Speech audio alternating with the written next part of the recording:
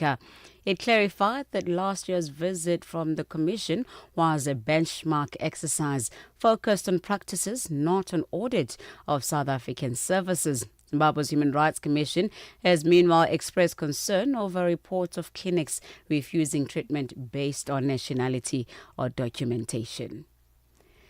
There continues to be a heavy military presence in Cameroon's capital Yaoundé ahead of the ruling relating to opposition leader Maurice Kamto this afternoon. This is an attempt to ban Kamto from running for elections, citing a disputed interpretation of the electoral law. He is no longer the president of the Cameroon Renaissance Movement, as he is running under the African Movement for New Independence and Democracy political party. Cameroon heads to the polls on October 12th, but the run-up to the presidential election is already fraught with legal drama and rising tensions. The Constitutional Council is currently hearing dozens of appeals from disqualified candidates, including a surprising challenge to longtime President Paul Biya himself. Channel Africa correspondent Moki Kinzeka explains the basis of the legal battle. The CRM was not authorized to nominate a candidate for this year's presidential elections following the loss of Cameroon, because the party that nominates a candidate should be represented at the local council or the National Assembly, the parliament. So since the CRM was not represented, Kamto resigned from the CRM party and joined the Manidem party, which has the legal right to nominate a candidate for the elections. Now, when Kamto resigned and joined the Manidem, there was a problem again raised by the government that the Manidem is fragmented, divided into two. But Kamto is arguing that Manidem is not divided into two. Rwanda has agreed to accept up to 250 migrants deported from the United States. The agreement was first signed in Kigali in June, and the U.S. has already sent an initial list of 10 people to be vetted. The Rwandan government says it agreed to accept the migrants in part because nearly every Rwandan family has experienced hardships of displacement. Channel Africa correspondent in Rwanda, Silvanus Karamera.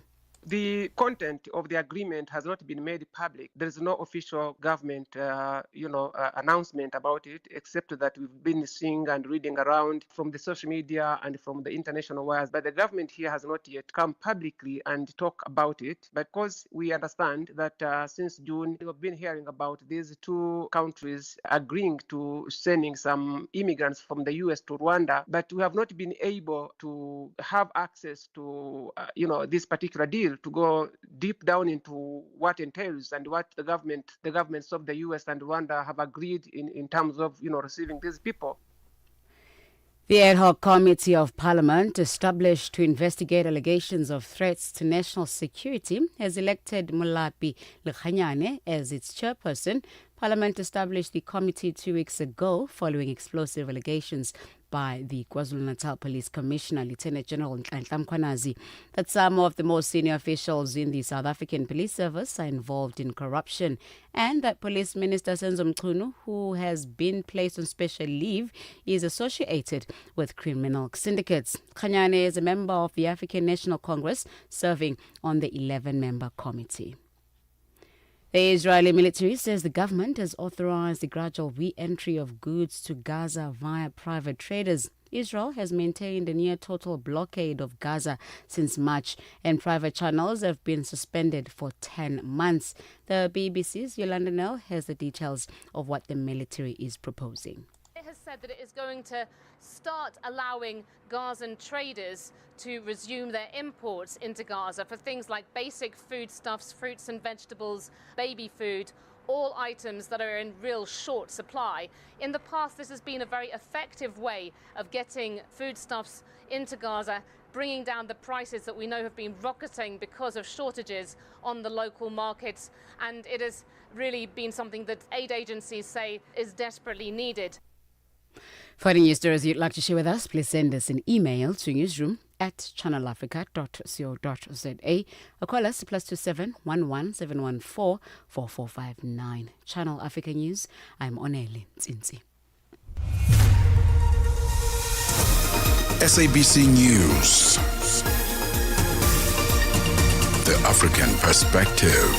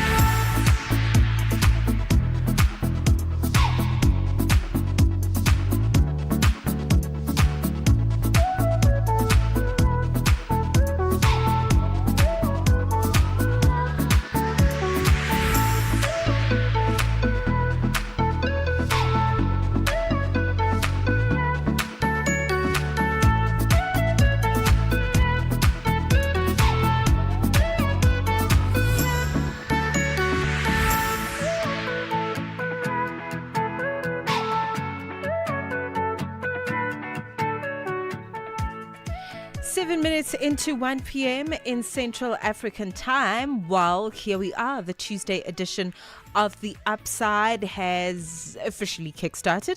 Welcome to it. Thank you so much for tuning in on Channel Africa exclusively. So we are live on satellite, okay, Channel PAS10 across the African region. In Southern Africa, we are on OpenView HD, Channel 628. You can find us on the DSTV platform as well on the audio bouquet. Just search for channel 802. Otherwise, we are also streaming audio visually on YouTube and Facebook if you'd like to watch the radio show, because you can do that nowadays. You can watch radio. So here we are for The Upside. My name is Mmatsheko Mosito. I'm here with you until 4 p.m. in Central African time, flying solo. I'm usually with Tebogo Lekuleni, but he is on holiday. He's on holiday. He will be back with us again on Monday, and we're actually really excited to find out what he's been up to. Okay, but if you follow Tebogo Lekuleni on social media, he's been posting some hints about what he's been up to in his stories on Instagram, and of course he's always just out and about on his TikTok as well, if you'd like to follow his movements there. We're 8 minutes into the show, and just to fill you in on what's to come, we've got the hidden aging effect of cold weather on your skin. All right, so regardless of what age you are, regardless of your complexion or your location, this conversation is for you. We are going to be speaking to Dr. Judy Pretorius, who is founder of Biomedical Emporium, and she's going to unpack for you and I winter weather conditions and how they can accelerate skin aging. But don't worry, she's got some solutions, okay? So it's not all doom and gloom. She's really going to come through with some wonderful and interesting research around making sure that you just keep your skin intact during the winter time.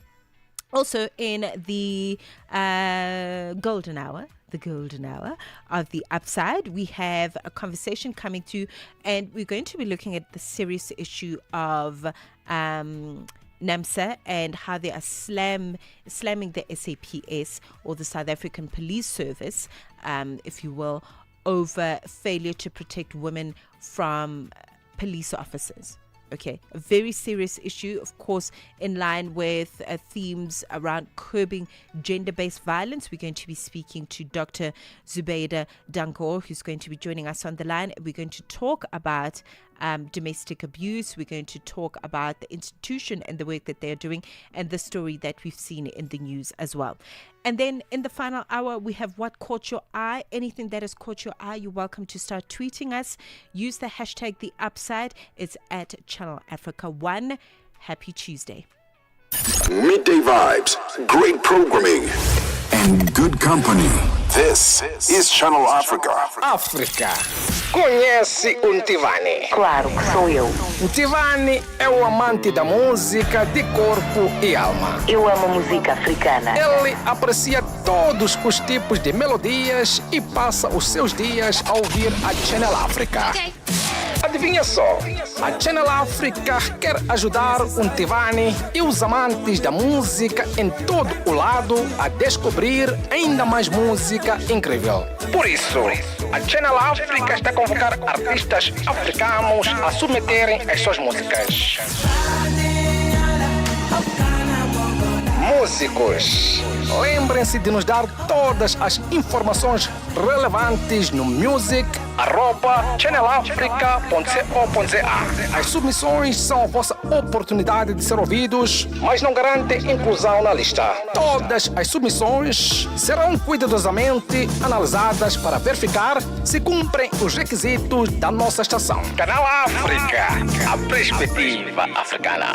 Zochitika ndimadapiri kamlondola wazochitika pena paliponse unduna wazamalonda kumalawi waletha kampani kampani yopanga shuga ya Irovo yomwe ndi nthambi ya Irovo Sugar Group Limited kuti isiye kutumiza shuga kumaiko akunja. Malingana ndi nduna ya zamalonda Vitumbuko Mumba, izi zithandiza kuti shuga yemwe yakusowa pamsika azipezeka. Ndiye pano ndili ndi George Muhangu amene ali mu mzinda wa Blantyre mu dziko la Malawi. Chimene chikupangitsa kuti shuga azisowa ndi chani? Chomwe chikupangitsa kuti shuga azisowa ndichonena kuti panopo ili ngati off season ya makampani a Irovo Sugar Malawi, kunena kuti sakutha kupanga shugayi okwanira chifukwa akukolola. Ndiye akamaliza kukolola pameneno atayambeno sopano kugaya shugayi kuti azipezeka. Chinanso ndichonena kuti ma distributors amene akumakagula shuga kaya ndi ku Irovo kaya ndi kusalima shuga akumagulisa ku maiko akunja ngati Zambia, Zimbabwe, Tanzania, Mozambique. Zochitika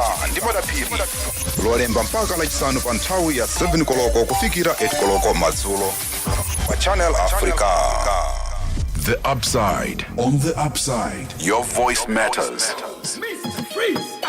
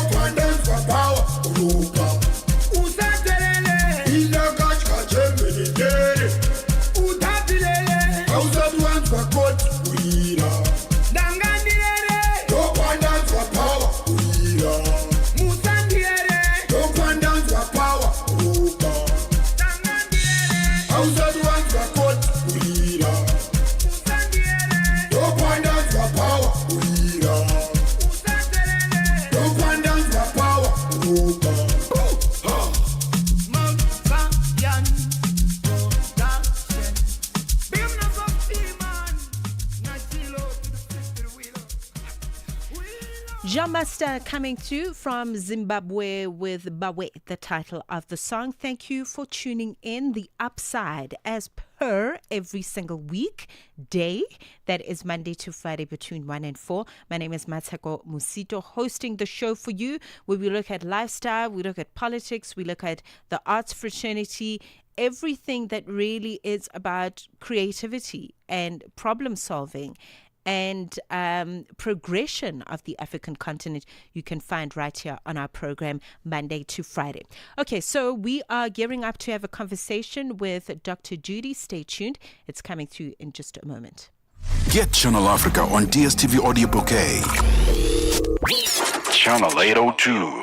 Africa Update on Channel Africa with Lulu Kabu. Mozambique's opposition leader Venancio Mondlane has been charged with incitement to terrorism and disobedience. He faces a total of 5 charges. The charges relate to post-election violence that left hundreds of people dead. What punishment is he looking at? The most severe charges are 2. One is incitement for terrorism, and also is being charged for mobilizing people for terrorism during the protests. These charges are really serious and severe. If he is condemned, is found guilty, he could serve 10 years plus years in jail, meaning that he would be banned from political participation, mainly for the 2028 and 2029 electoral cycle. The director of CDD, the Center for Democracy and Development, Adriano Novunga. Africa Update with Lulu Kabu, 12 to 1 p.m. Central African Time. We take no sides, none whatsoever. We are the Upside. Welcome to the first hour of the Upside. So a lot of people believe that skin only suffers from dryness during the winter season, but here's the truth, okay? It's far more complex than what you and I can perceive at this time. During the colder months, there's low humidity. Indoor heating and icy winds can strip away the skin's protective barrier, causing it to lose more water than usual. This process is known as transepidermal water loss, and it leaves skin dehydrated. It leaves it tight and more vulnerable to damage. Dehydration doesn't just make your skin feel uncomfortable. It can also speed up visible signs of aging, including sagging skin, fine lines, all the really not so nice things like wrinkles as well. And we got to have a conversation with a wonderful scientist, as I love to call her. Dr. Judy Pretorius is the founder of Biomedical Emporium. And I got to speak to her earlier as she unpacked how winter conditions can accelerate skin aging. But don't despair. She comes through with some wonderful and well-researched solutions, okay? As you're tuning in, listen to how you can actually avoid, the sagging skin and the fine lines and the wrinkles. She comes through with solutions in this conversation coming through. So we're talking skin, we're talking the winter season. And a lot of people think that winter only causes dryness. Talk to us about what else happens during this time of the winter season that we should be aware of to protect our gorgeous skins. Well, the first and foremost thing is that the human skin is our most public organ. It's the outside organ. It's the organ that has to protect all our other organs. We are identified by our skin. So the big concern here is that the organ is now in direct contact with environmental extremities. So if we have a look at the huge differences between warmer weather conditions in comparison to cooler weather conditions, is that during the winter season, there's a huge thing that takes place, and that's a drop in humidity. In other words, a drop in the moisture content in the atmosphere. And on top of that, we have now the extremely elevated temperature conditions that we expose our skin to. If we go outside, we're exposed to wind, we're exposed to low temperatures. And then if we go back inside again, then we expose ourselves to heaters and very warm air, which means that we expose ourselves to extremities during the winter. So the things that we incorporate, like heaters and warmers, gas heaters, for instance, actually decreases the humidity even more, which means that the outside layer of our skin, known as the stratum corneum, or let's just call it the barrier, now struggles so much more to keep the moisture inside the skin. And this is why during winter conditions we lose so much more moisture from our skin, that literally evaporates from our skin back into the atmosphere. And I know it sounds shocking, but you can lose anything between 300 to 400 milliliters of water per day during the winter. And I'm actually stating that we age faster during cooler weather conditions in comparison to warmer weather conditions. Okay, that sounds very scary. In my preparation for this conversation with you, I came across a term, transepidermal water loss. Talk to us about what that is, and how we can sort of protect ourselves during the season against that. Okay, so the transepidermal water loss is basically just what I've explained.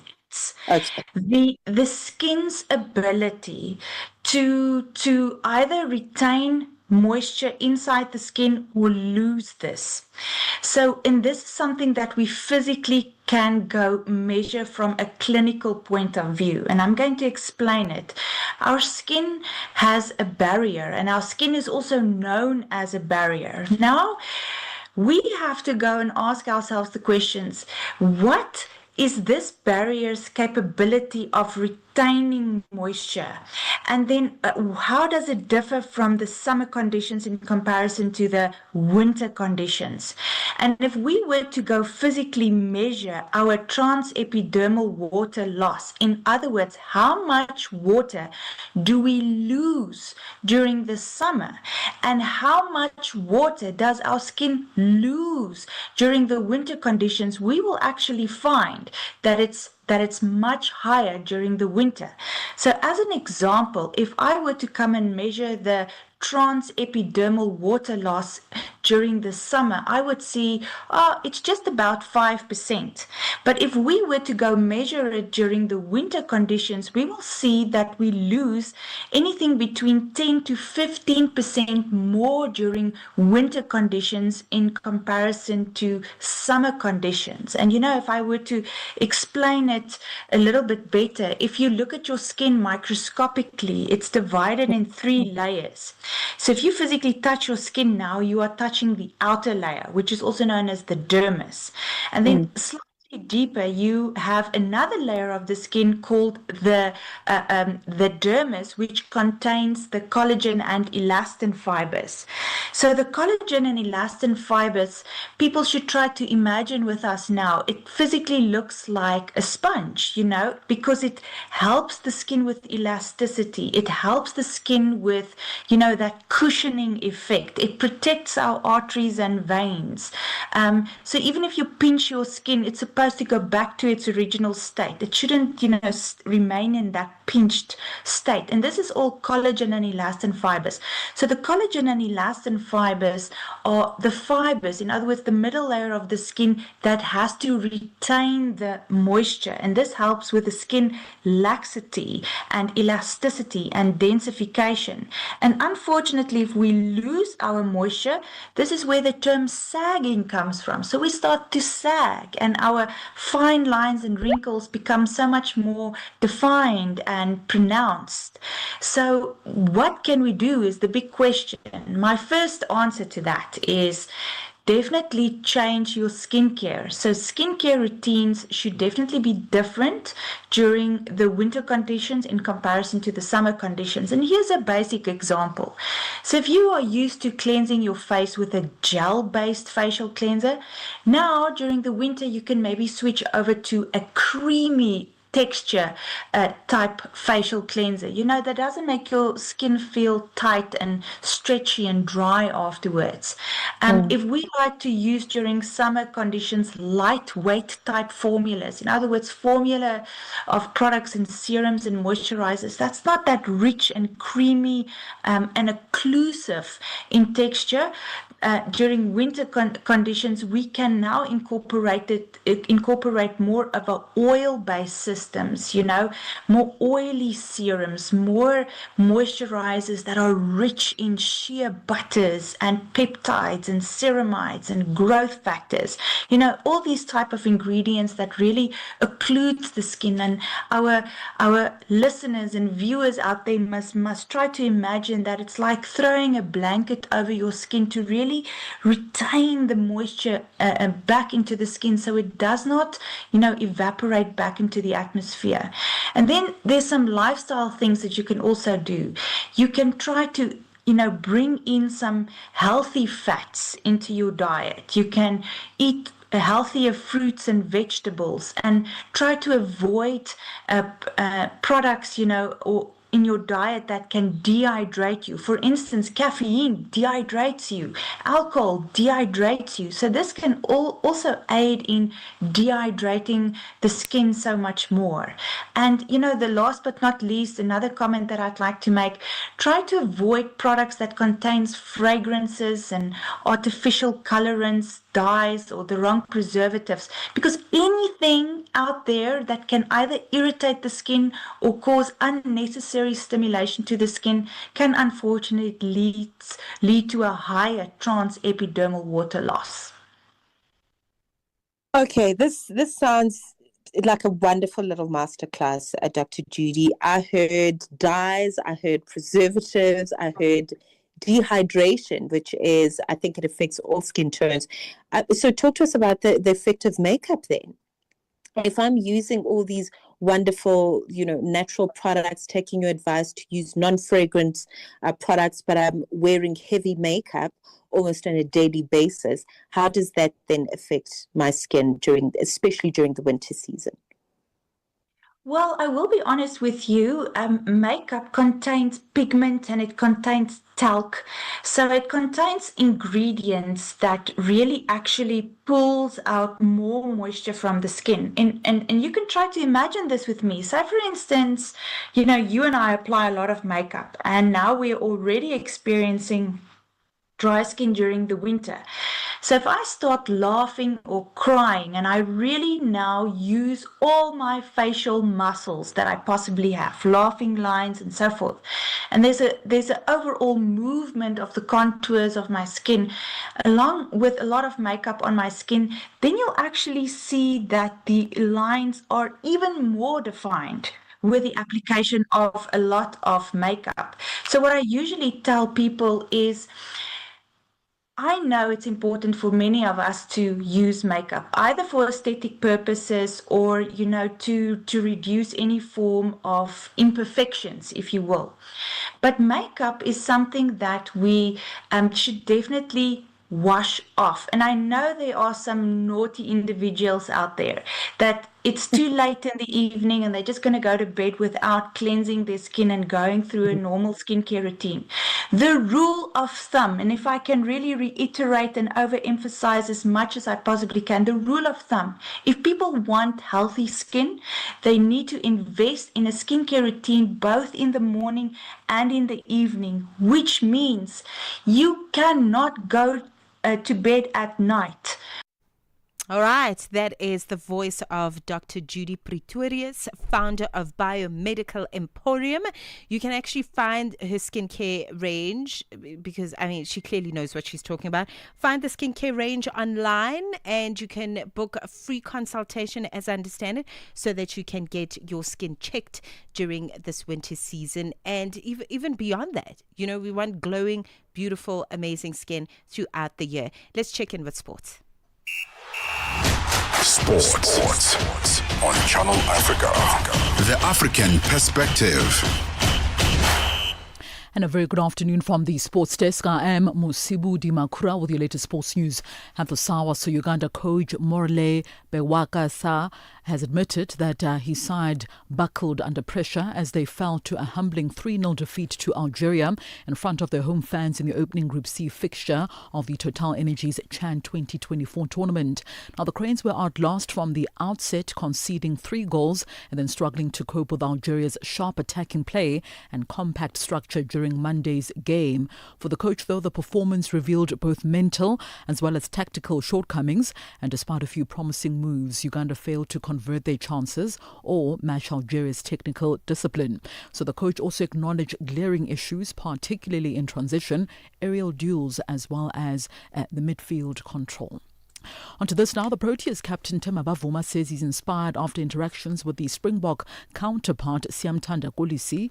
The 2-time Rugby World Cup winner has made an appearance at some of the Proteas celebrations following the WTC victory, and also Bavuma says he's tried his best to feed off his energy and get some winning tips to take into his team.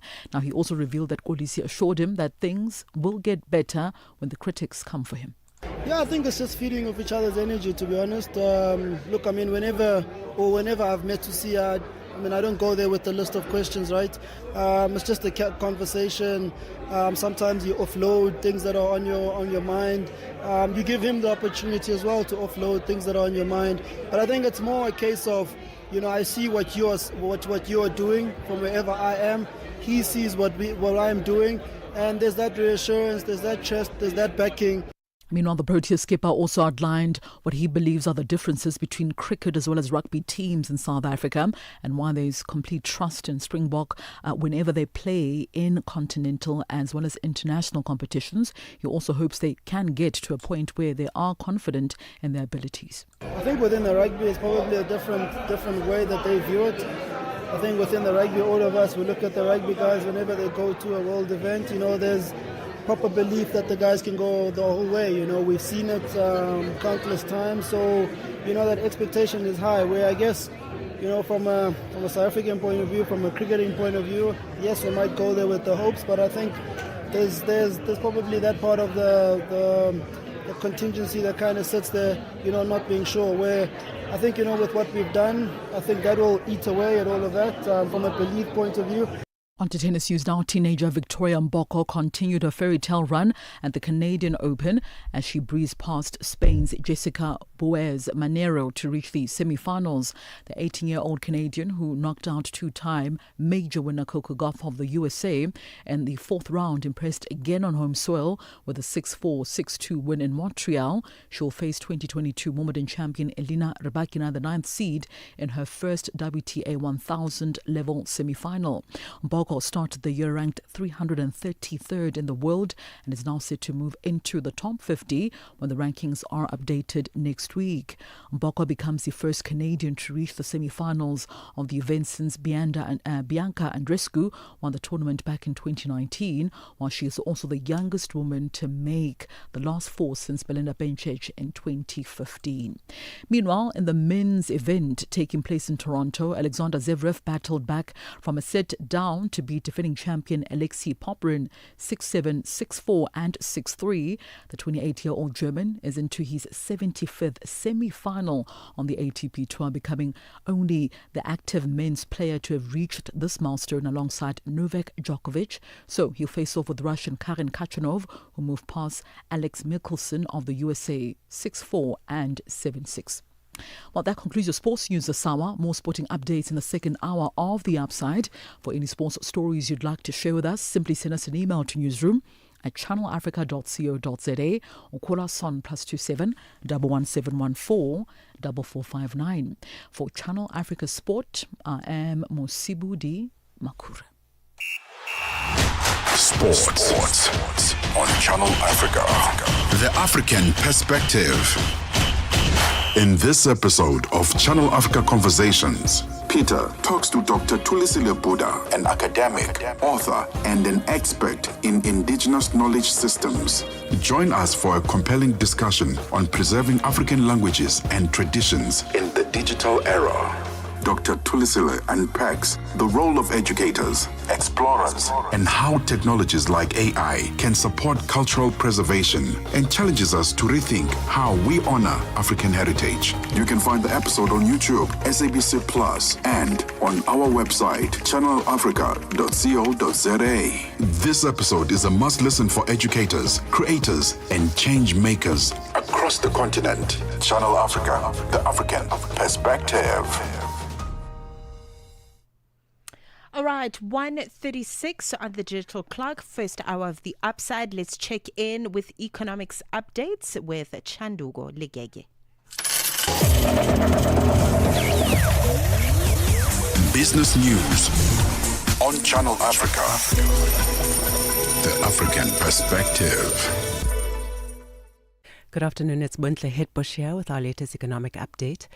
In our top story at this hour, Ghana's Communication, Digital Technology and Innovations Minister, Samuel Nati George, has directed the country's regulator to suspend pay TV and streaming provider DSTV's license if the company fails to lower its subscription prices by Thursday. George's stance follows MultiChoice-owned DSTV's refusal to adjust its prices in line with the Ghanaian cedi's appreciation and the public's growing dissatisfaction with current rates. South Africa's Department of International Relations and Cooperation has sought to clarify that ambassadors do not negotiate trade talks between different states. The department says the idea that the absence of an ambassador is a barrier to trade negotiations is misguided. This comes amidst growing concerns that the lack of an ambassador may be delaying a trade deal with the United States on the looming 30% tariffs. The tariffs are expected to take effect on Thursday if a new trade deal isn't reached. The government continues to engage with the Trump administration. Department spokesperson Crispin Piri says the response has been slow. Although there's been engagement, the response has been slow. For example, we've signed a non-disclosure agreement, which we were asked to sign. And then now, what is the next step? And the response to that has been slow. And I think it's kind of expected, given the fact that the U.S. at this moment is negotiating with the entire world almost at the same time. So there are multiple engagements happening with the same set of officials, with many various officials of the world. So I would think that there would be some drawbacks in terms of concluding deals as fast as possible.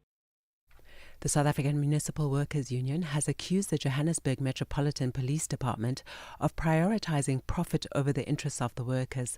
The Metro Police management has been criticized for allegedly putting officers under pressure to collect almost $390 daily in traffic fines. However, JMPD has refuted the claims, saying its primary goal is to maintain safety and order on the city's roads, not to generate revenue.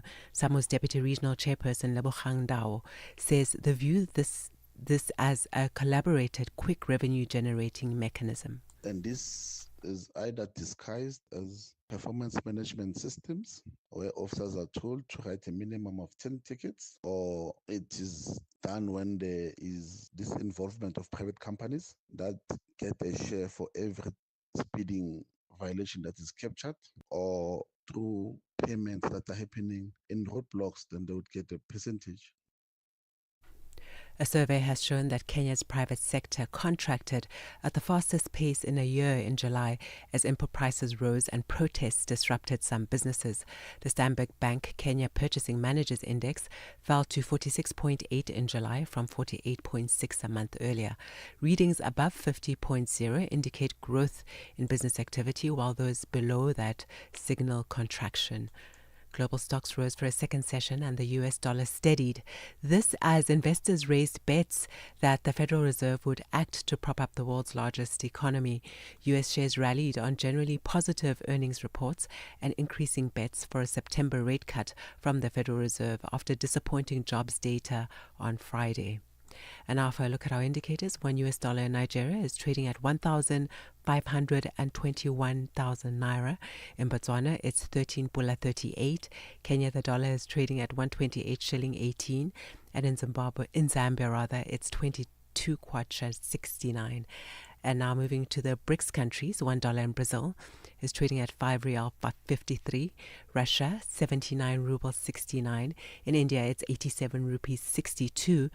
China 7 yuan 18, and South Africa $1 is trading at 17 rand 98 cents to the dollar. $1 is trading at 75 pence to the British pound and 86 to the euro.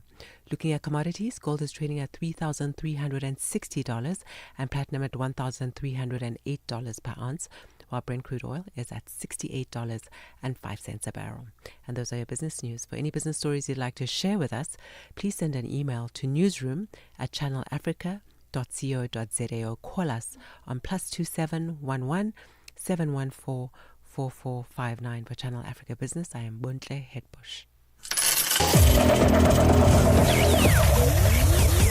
Business news on Channel Africa. The African perspective. Get the news, music, and lifestyle of Africa on Channel Africa. The African perspective. Annie Kalonji sur Channel Africa. Nous allons à présent dérouler notre tapis rouge pour accueillir notre personnalité du jour, l'artiste chanteur Sheki Frey, qui est en ligne de Guinée avec nous. Je suis un artiste guinéen, un créateur, un styliste, et je fais un peu ce qui plaît à mes fans. Voilà, c'est un peu ça. On a beaucoup de genres de trucs à faire, mais bon, pour le moment, on est basé un peu sur le rap. D'accord. À quelle période de votre vie avez-vous commencé à vous intéresser à la musique, Sheki? Bon, je crois pas qu'il y ait une période, hein, parce que moi, je suis un mélomane depuis mon petit âge. Annie Kalonji, tous les dimanches sur Mix Vibration. The Upside, taking the African perspective to fresh levels. All right, here we are, and it looks like it's a feminine collective today. Buntle Hetbush coming through with Econ News, and Olin Zinzi will be taking care of news at the top of each hour. So we continue with really looking at matters to do with the skin. All right. Right now, we're looking at why movement is such an essential part of your healthy skin routine, if you will. So around the world, more than 1.8 billion people are not getting enough physical activity, and women are the most affected. So let's use South African example. All right, nearly half of all women in South Africa fall short of the recommended activity level, and the numbers decline further as they get older. Factors such as hormonal changes, increased caregiving responsibilities, and demanding work schedules all play a role in reducing movement. The impact, as you would imagine, is quite dire. All right. So let's talk about, how this can support skin health, how it can boost the health of your bones, your joints, and make you just a strong and fit woman as we acknowledge Women's Month in South Africa. Who better to talk to us about this than Dr. Musima Mabunda, who is Chief Medical Officer at Discovery Vitality. Doctor, it is wonderful to catch up with you. Welcome to Channel Africa. Thank you for having me, and good afternoon to your viewers and listeners. Thank you. Why is women's activity such an issue as we get older? I mean, I mentioned some of the factors, but what are you seeing to your practice over the years? So I think for the benefit of the viewers and listeners, let's start at the top where you started, which is physical activity is important. But what do we mean when we say physical activity? So it includes exercise and any movement where your body is physically active and expending energy. And the World Health Organization recommends that adults aim to achieve at least 150 minutes to 300 minutes. But if you can do more, that's even better. But at a bare minimum, 150 minutes a week. It's 30 minutes per day that you can do. If you do that 5 times a day, you will have reached the 150 minutes of physical activity a week. And we're not talking super intense exercise where you are huffing and puffing excessively. Here, we're talking about moderate exercise. It is enough to just do moderate exercise. However, if you're able to add intensity, even better. So physical activity is important. 30 minutes a day, if you can manage that, will get you close to what is recommended. And then you further went on to say, you quoted an 1.8 billion stat, and you also quoted 48%. So globally, before we get into women, globally, even though we know that movement is important, many of us are not moving as much as we should. And I'll talk about why that actually is a problem and why we care about it, which is the reason for this conversation today. And to make matters worse, given that it's Women's Month, actually, it's important that we highlight that this is more pronounced in women. WHO released another report, the World Health Organization, that shows that women are less active than men. Right? So exercise is important. We know generally people are not exercising enough, but we also know that women are not exercising as much as men. And you've quoted the stats. I mean, in South Africa, it's staggering that it's nearly 1 in 2 women. And you also mentioned another important part, which is it tends to get progressively worse as we get older. And you touched on what some of that would be. The reason why I'm emphasizing what exercise is and the stats is because exercise is as close to a magical drug, if I can call it that. Exercise has been associated with reduced prevention. It prevents diseases. It helps manage some of the most common diseases. It is recommended across the board. If you go to any clinician, whether you're trying to lead a healthy lifestyle, whether you're trying to manage your diabetes or hypertension, etc., your clinician will almost always recommend exercise as one of the primary pillars to manage your health because it significantly reduces risk of disease and death. That's why we care, and that's why we want to highlight on Women's Month that women must be aware that exercise is important and we are falling short. I think, thank you for the context. I think for anyone that has unfortunately fallen into that rabbit hole of the algorithmic manipulation, if I can call it that, on social media, we look at these wonderful, gorgeous women, who just physically look strong and amazing as they work out on the Instagram pages that we see, Doctor, on a daily basis.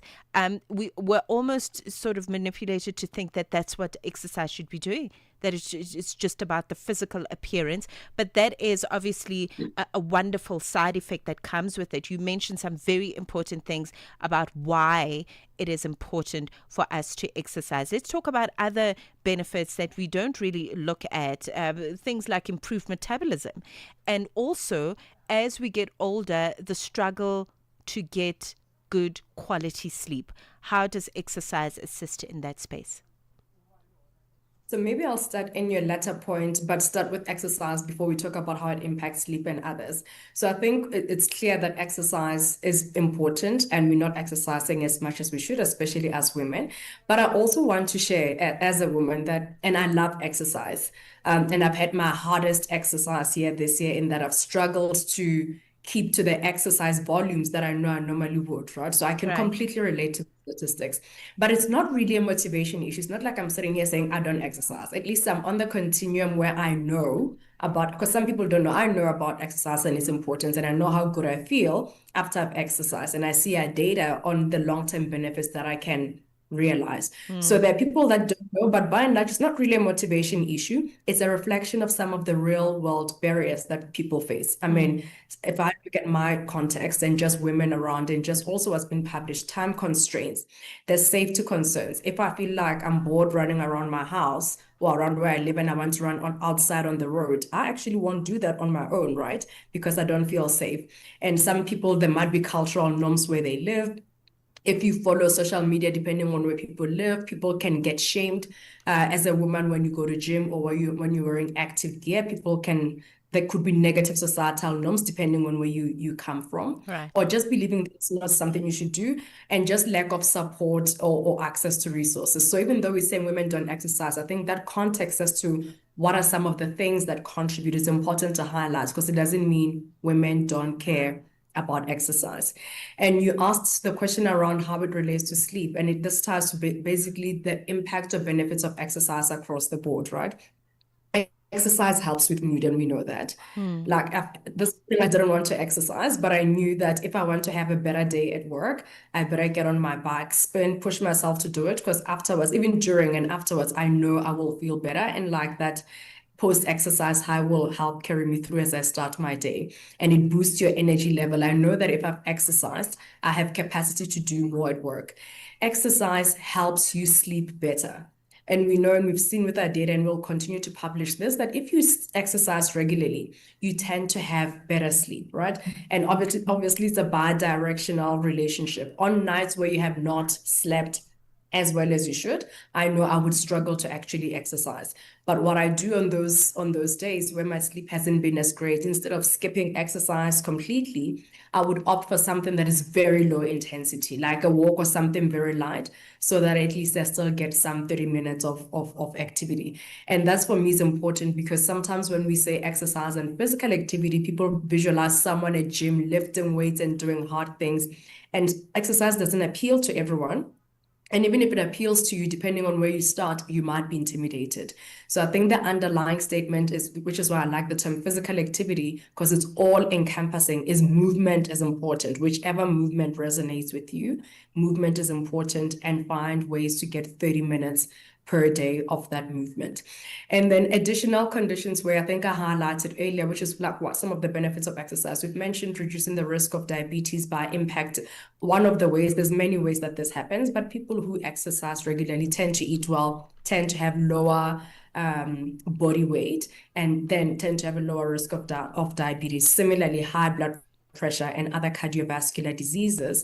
And in Jan this year, we published a research paper with the British Journal of Sports Medicine that shows an association between exercise and cancer outcomes, where we showed that if you are in the habit of exercising regularly, when you do get cancer, if you do get cancer in that unfortunate event, those individuals that used to exercise regularly prior to that diagnosis tend to have better outcomes. And the list is long. You've mentioned bone health, joint mobility. The list is long. Like exercise, and I said this earlier, it's the closest thing you have to a miracle drug for health and for longevity. And the beauty is it's never too late to start, and you don't have to start big to actually realize some of the benefits that we're talking about.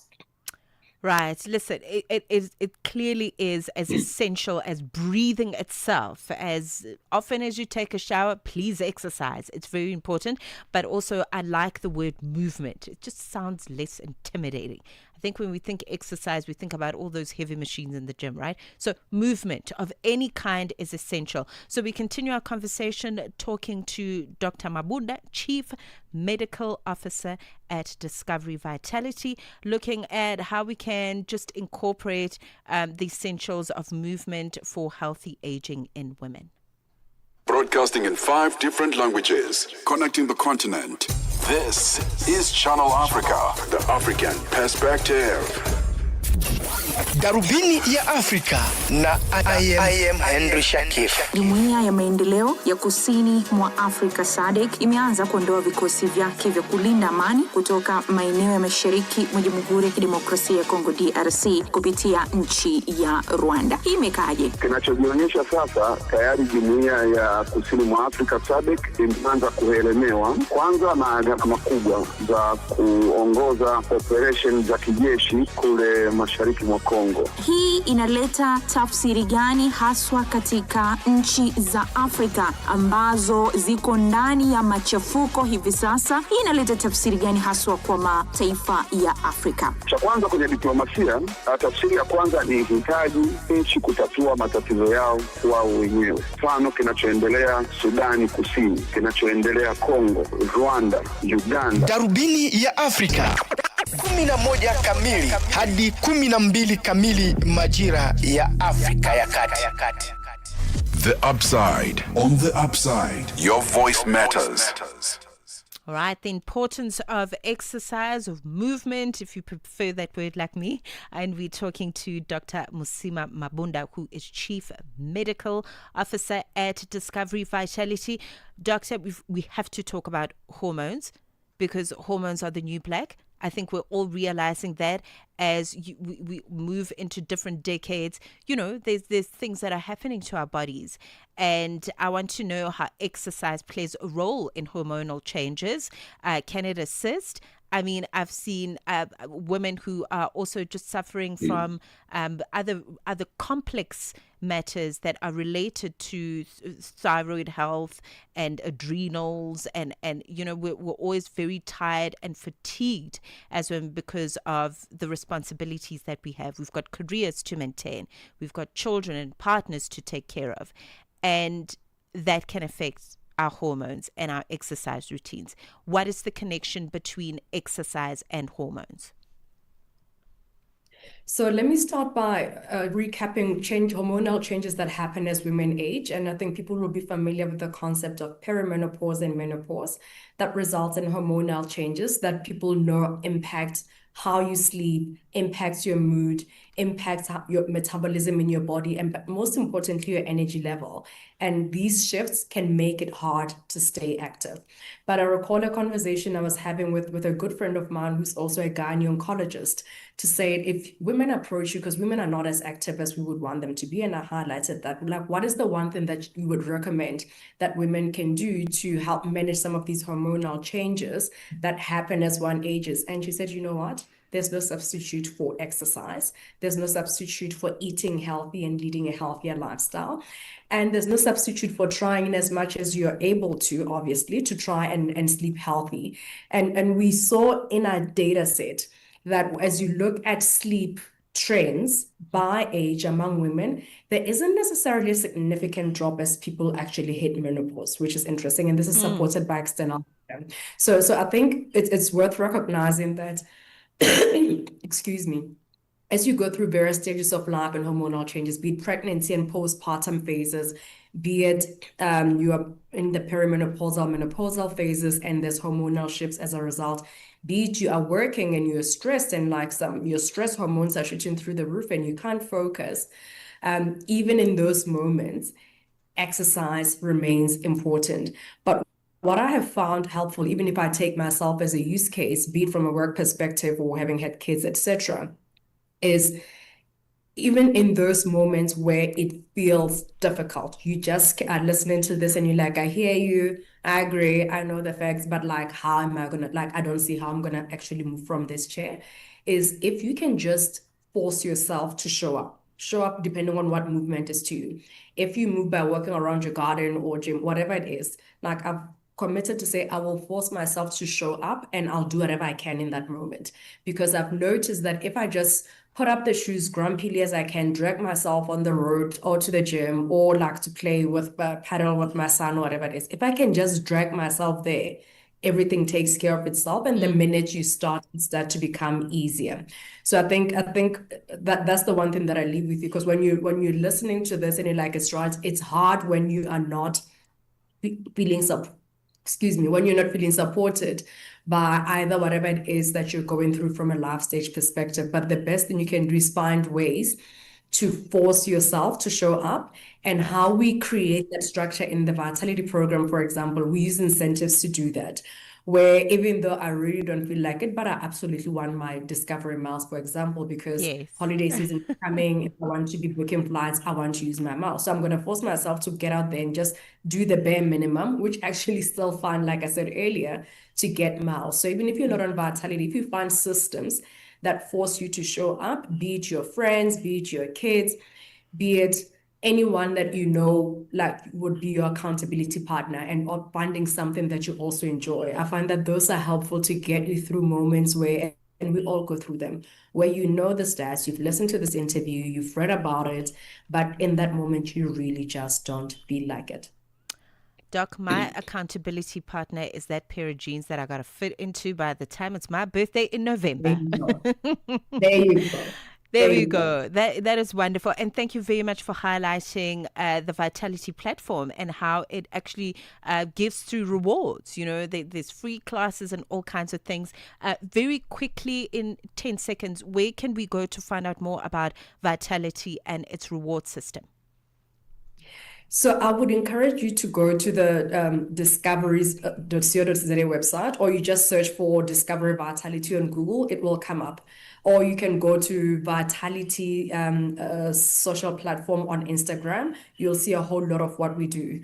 And if you are near a gym and you don't want to search and scroll, if you go to any of our partners like Virgin Active, Planet Fitness, you will find people that are willing to talk to you about Vitality, and actually might just get yourself a discount if you sign up for Vitality at those gym establishments as well. All right. Thank you so much. The voice of Dr. Musima Mabunda, Chief Medical Officer at Discovery Vitality.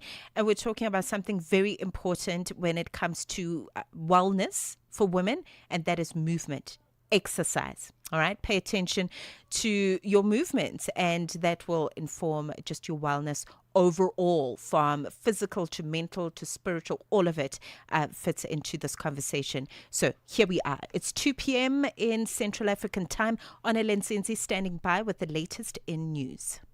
We are on Open Views Audio Bouquet, Channel 628. SABC News. The African Perspective.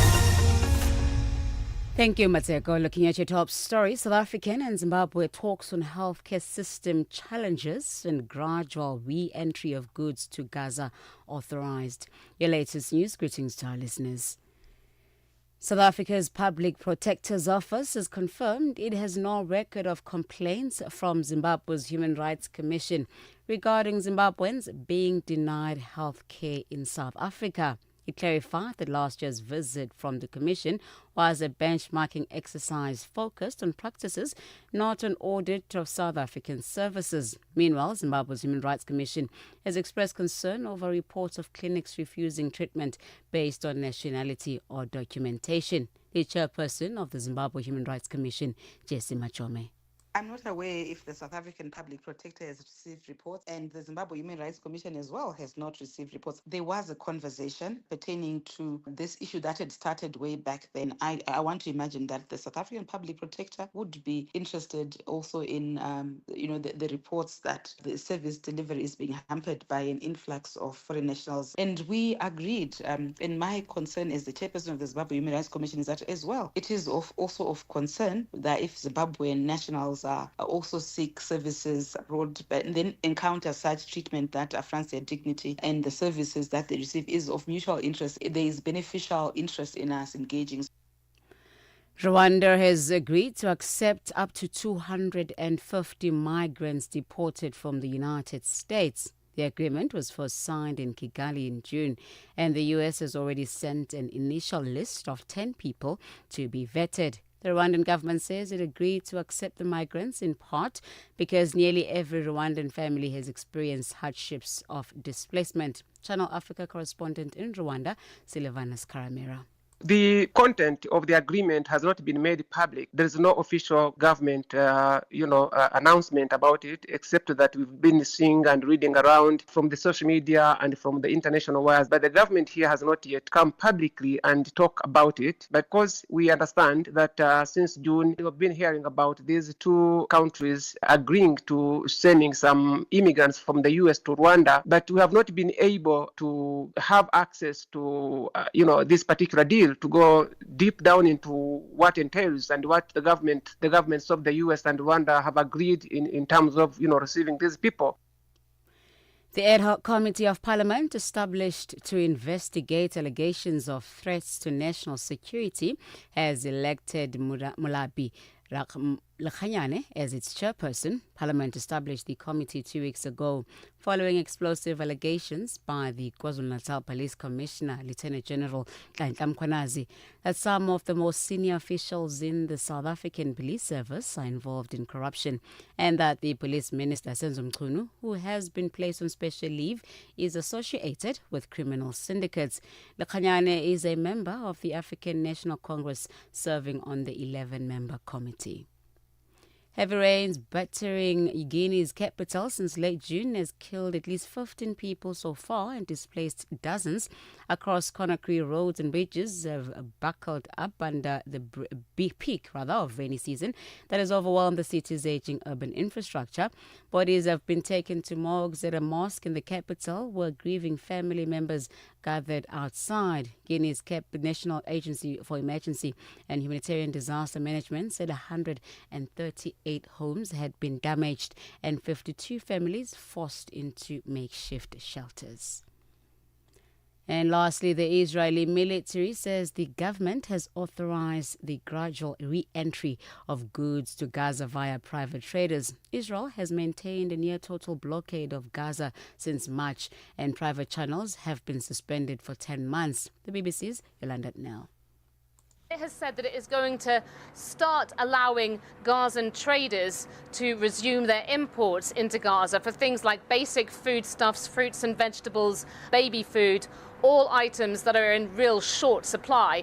In the past, this has been a very effective way of getting foodstuffs into Gaza, bringing down the prices that we know have been rocketing because of shortages on the local markets. And it has really been something that aid agencies say is desperately needed. Recapping on your top story, South Africa's Public Protector's Office has confirmed it has no record of complaints from Zimbabwe's Human Rights Commission regarding Zimbabweans being denied health care in South Africa. Channel Africa News, I'm Onele Tsinzi. SABC News. The African Perspective.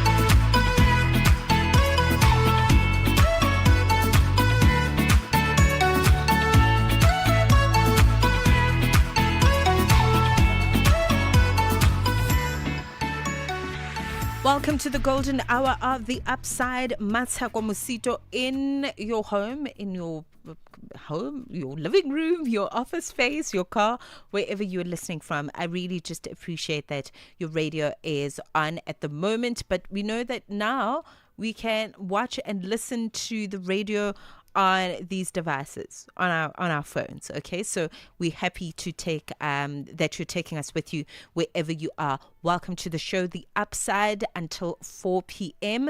We are going to be looking at a very important issue, of course, highlighting some news, but also talking about just the scourge of gender-based violence. The National Shelter Movement of South Africa has expressed deep concern following a tragic murder that took place in one of the townships in South Africa, in Soweto, and it involves a senior police officer.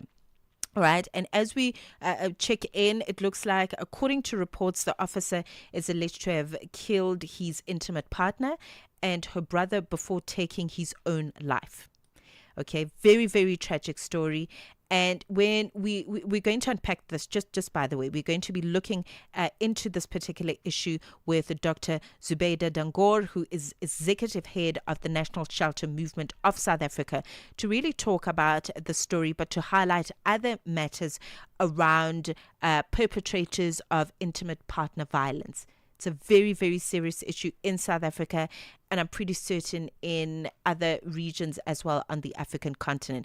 But looking at just what South Africa is grappling with when it comes to how alarmingly high the rates of gender-based violence are. And when we talk about gender-based violence, it sounds like a general term, right?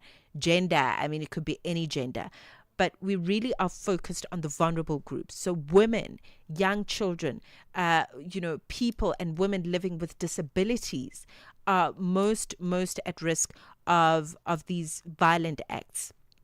Right, and there has been significant implications for individuals and society as we see these reported events come through in the media space. For example, a substantial percentage of women have experienced physical violence in their lifetime, and femicide rates are tragically, unfortunately, very high, particularly within intimate partner relationships. So gender-based violence also imposes substantial economic costs, affecting healthcare, affecting the criminal justice system, and limiting victims in terms of their participation in the economy. So when we talk about violence, particularly against women, it's not just about somebody has been beaten and therefore that's where it ends. There are dire consequences for society as a whole, okay? Because if a woman is in hospital, her children cannot be taken care of. If she dies, her children become orphans. Do you see where we're going with this? So it's a very big conversation and incredibly important. And we are going to be unpacking this issue using the example of this latest unfortunate incident that took place in Soweto with Dr. Dango. Coming through in the next few, it's 10 minutes past 2. Ukatili wa kijinsia unaharibu maisha na kutenga jamii. Hutokea nyumbani, shuleni, kazini na mara nyingi kwa ukimya. Lakini hauwezi kuendelea. Ukiona, ongea. Ikiwa unaumia, funguka, kwa sababu kutofanya lolote sio chaguo. Sikiliza vituo vyote 19 vya redio kuanzia Jumatano ya tarehe 23 Julai kwenye mijadala, ushauri, tamthilia, maonyesho ya elimu na mahojiano na wataalamu, manusura, watunga sheria na nchi nzima iliyoathirika na ukatili wa kijinsia kwenye vituo vyako pendwa vya redio. Piga simu 0800-428-428 ili kuripoti unyanyasaji au kupata msaada. GBV ikomeshwe na wewe. Ujumbe huu umeletwa kwenu na shirika la SABC. Your afternoons just got even better, fresh and exciting. The Upside, hooking you up with today's news from an African perspective.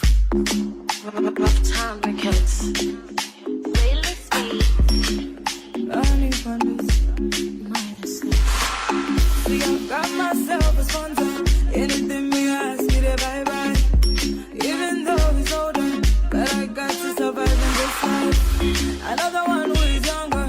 When I ask for something to cry. Messi papa ya mejani bia, ama bibia. That's where drana go, but she na coming kwa. And now beba menche, so ni masema okani sa. Pulling for me, slow down. Mississippi, yeah, pulling for me, slow down. Me can't see, yeah, pulling for me, slow down. Mississippi, yeah, pulling for me, slow down. Me can't see, yeah, oh yeah, mercy, mercy, mercy. These boogers have lots of energy. It made me downtown out, just like Coven, but when the morning comes, we not have nothing. A boyfriend who can't buy you food when you're hungry. Is that one to a boy, so I can't get move fast to shop the lanes. I got myself a sponsor. Let's see if I pay a man, yeah, I'm my baby. Let's get run and drown, but she's not coming quick. I doubt I'm having chance, so they must have my own kind of side. Pulling for me, slow down. Mississippi, yeah, pulling for me, slow down. Me can't see, yeah, pulling for me, slow down. Mississippi, yeah, pulling for me, slow down. Me can't see, yeah, oh yeah, mercy, mercy, mercy. These boogers have lots of energy.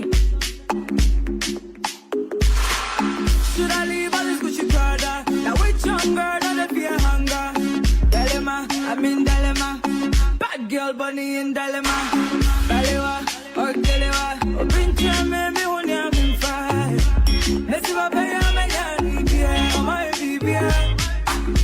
Let's get run and drown, but she's not coming quick. I doubt I'm having chance, so you must have my own kind of style. Pulling for me, slow down. Mississippi, yeah, pulling for me, slow down. Me can't see, yeah, pulling for me, slow down. Mississippi, yeah, pulling for me, slow down. Me can't see, yeah, oh yeah.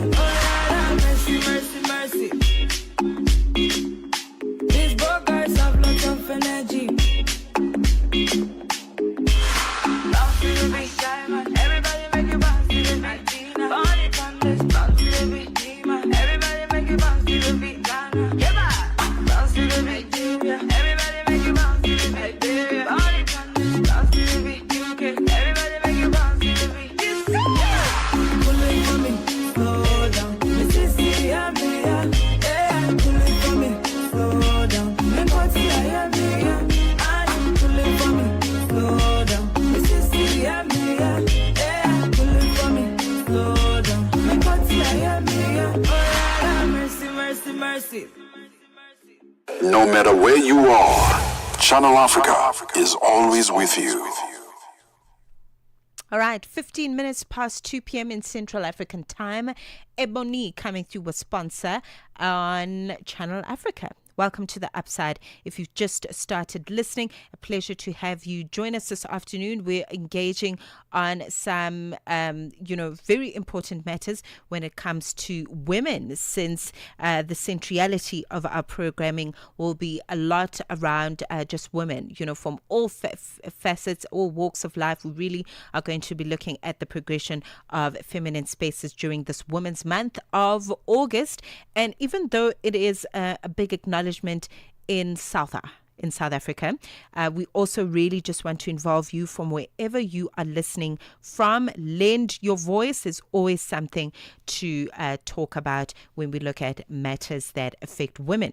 So today we are looking at the National Shelter Movement of South Africa and their expression around the deep concerns that they have expressed following the tragic murder that took place in one of the townships here in South Africa, in Soweto. It involves a senior police officer. All right. And according to reports, this officer is alleged to have killed his intimate partner and her brother before taking his own life. We're going to talk about that, but we also are going to really be wrapping this conversation around intimate partner violence and its prevalence here in South Africa, and talk about the National Shelter Movement of South Africa and their involvement in this issue. Let's just take a quick break. We'll return.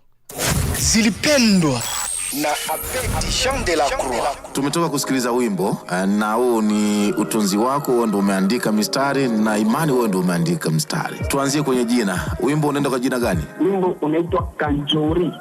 Kanjori. Kanjori maana yake nini? Kama jinsi nilivyoimba. Nauza wazo leo, kesho na wazo wa uzuri wake, mwendo wake. Japata sio mfikirio. Ukikau matendo yake, changu chake. Unatisha kweli kweli. Kanjori. Ni historia gani au message gani ambayo imefichama nyuma ya wimbo huu? Kanjori kwa ufupi ni kitu kizuri, yani kitu kidogo, kitu kadogo yani, alafu ni kazuri ambapo kanavutia kwa kila mtu. Zilipendwa kila Jumamosi kuanzia saa 12 kamili majira ya Afrika ya Kati hadi saa 1 kamili majira ya Afrika ya Kati. Welcome back. 18 past 2 p.m. in Central African time. We are looking at intimate partner violence. Its prevalence in South Africa. I did read some really just disturbing issues around, or rather the effects of intimate partner violence on other facets of society, which are just unfortunate as you and I speak. But we are going to be talking about the work of the National Shelter Movement of South Africa, because according to its executive head, Dr. Zubeida Dangor, she says that the survivors of domestic violence should never have to fear the very institutions they turn to for help. All right.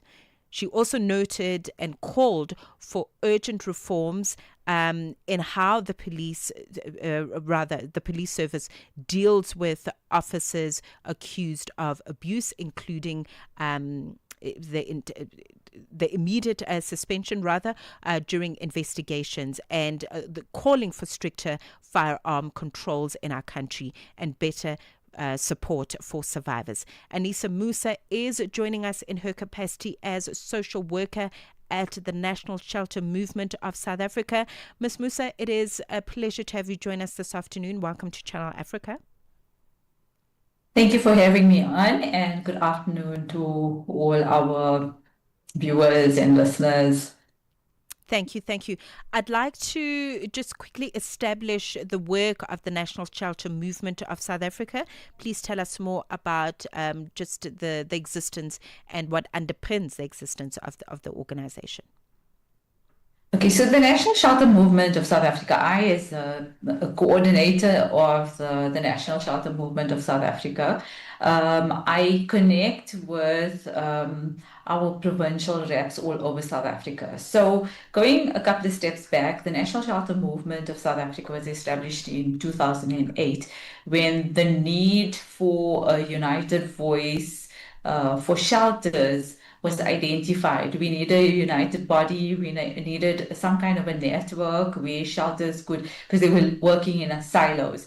And so the National Shelter Movement was formed.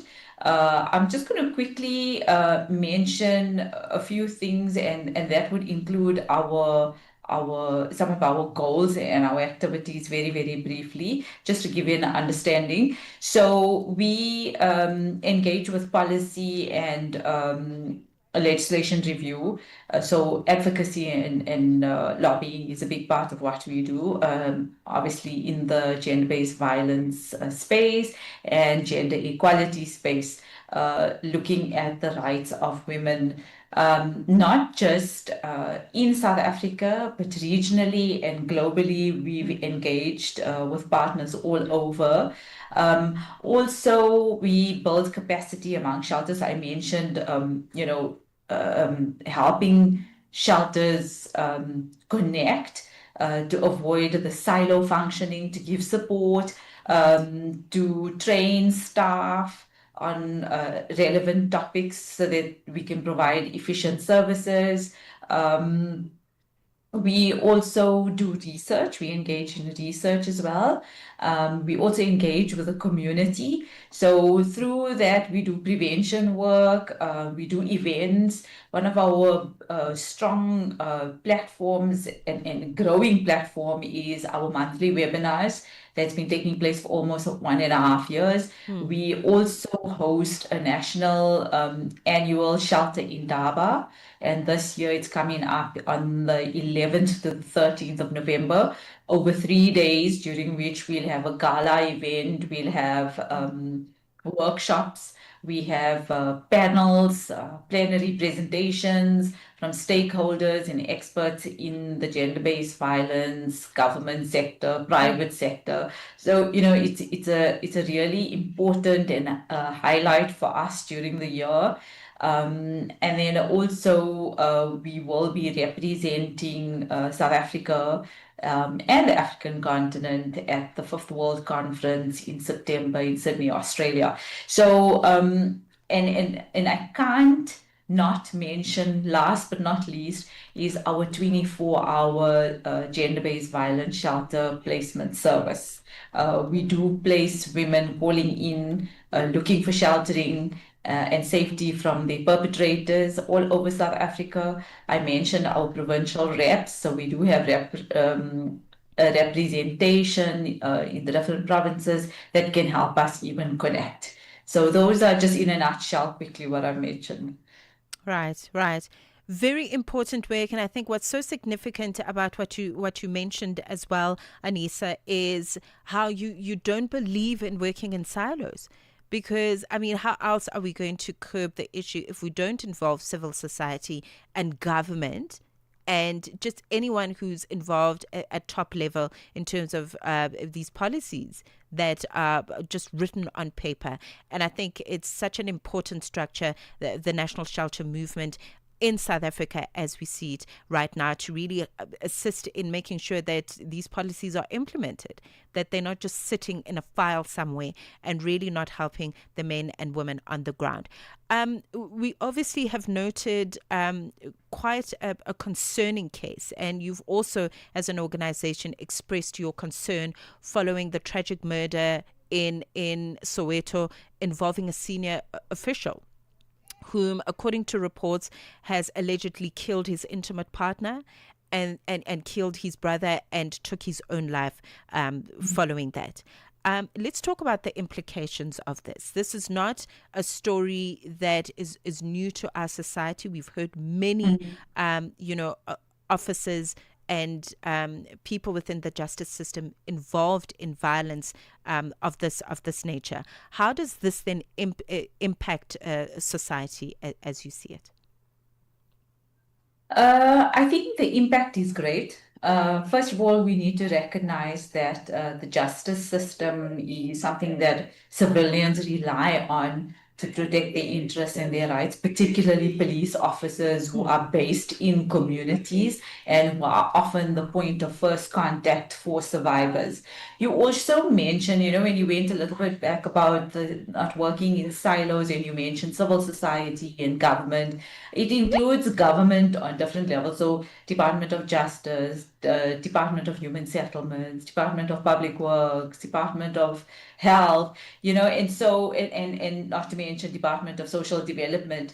And I think also in another element that I want to add is the private sector as well. And why I'm bringing that up is definitely there has to be that collaboration. Right. And then coming back to the issues that are related to SAPS, I think the police officers work in context with high levels of stress and trauma. We also know that gender-based violence and femicide is very prevalent, whether officers are perpetrators or victims or survivors.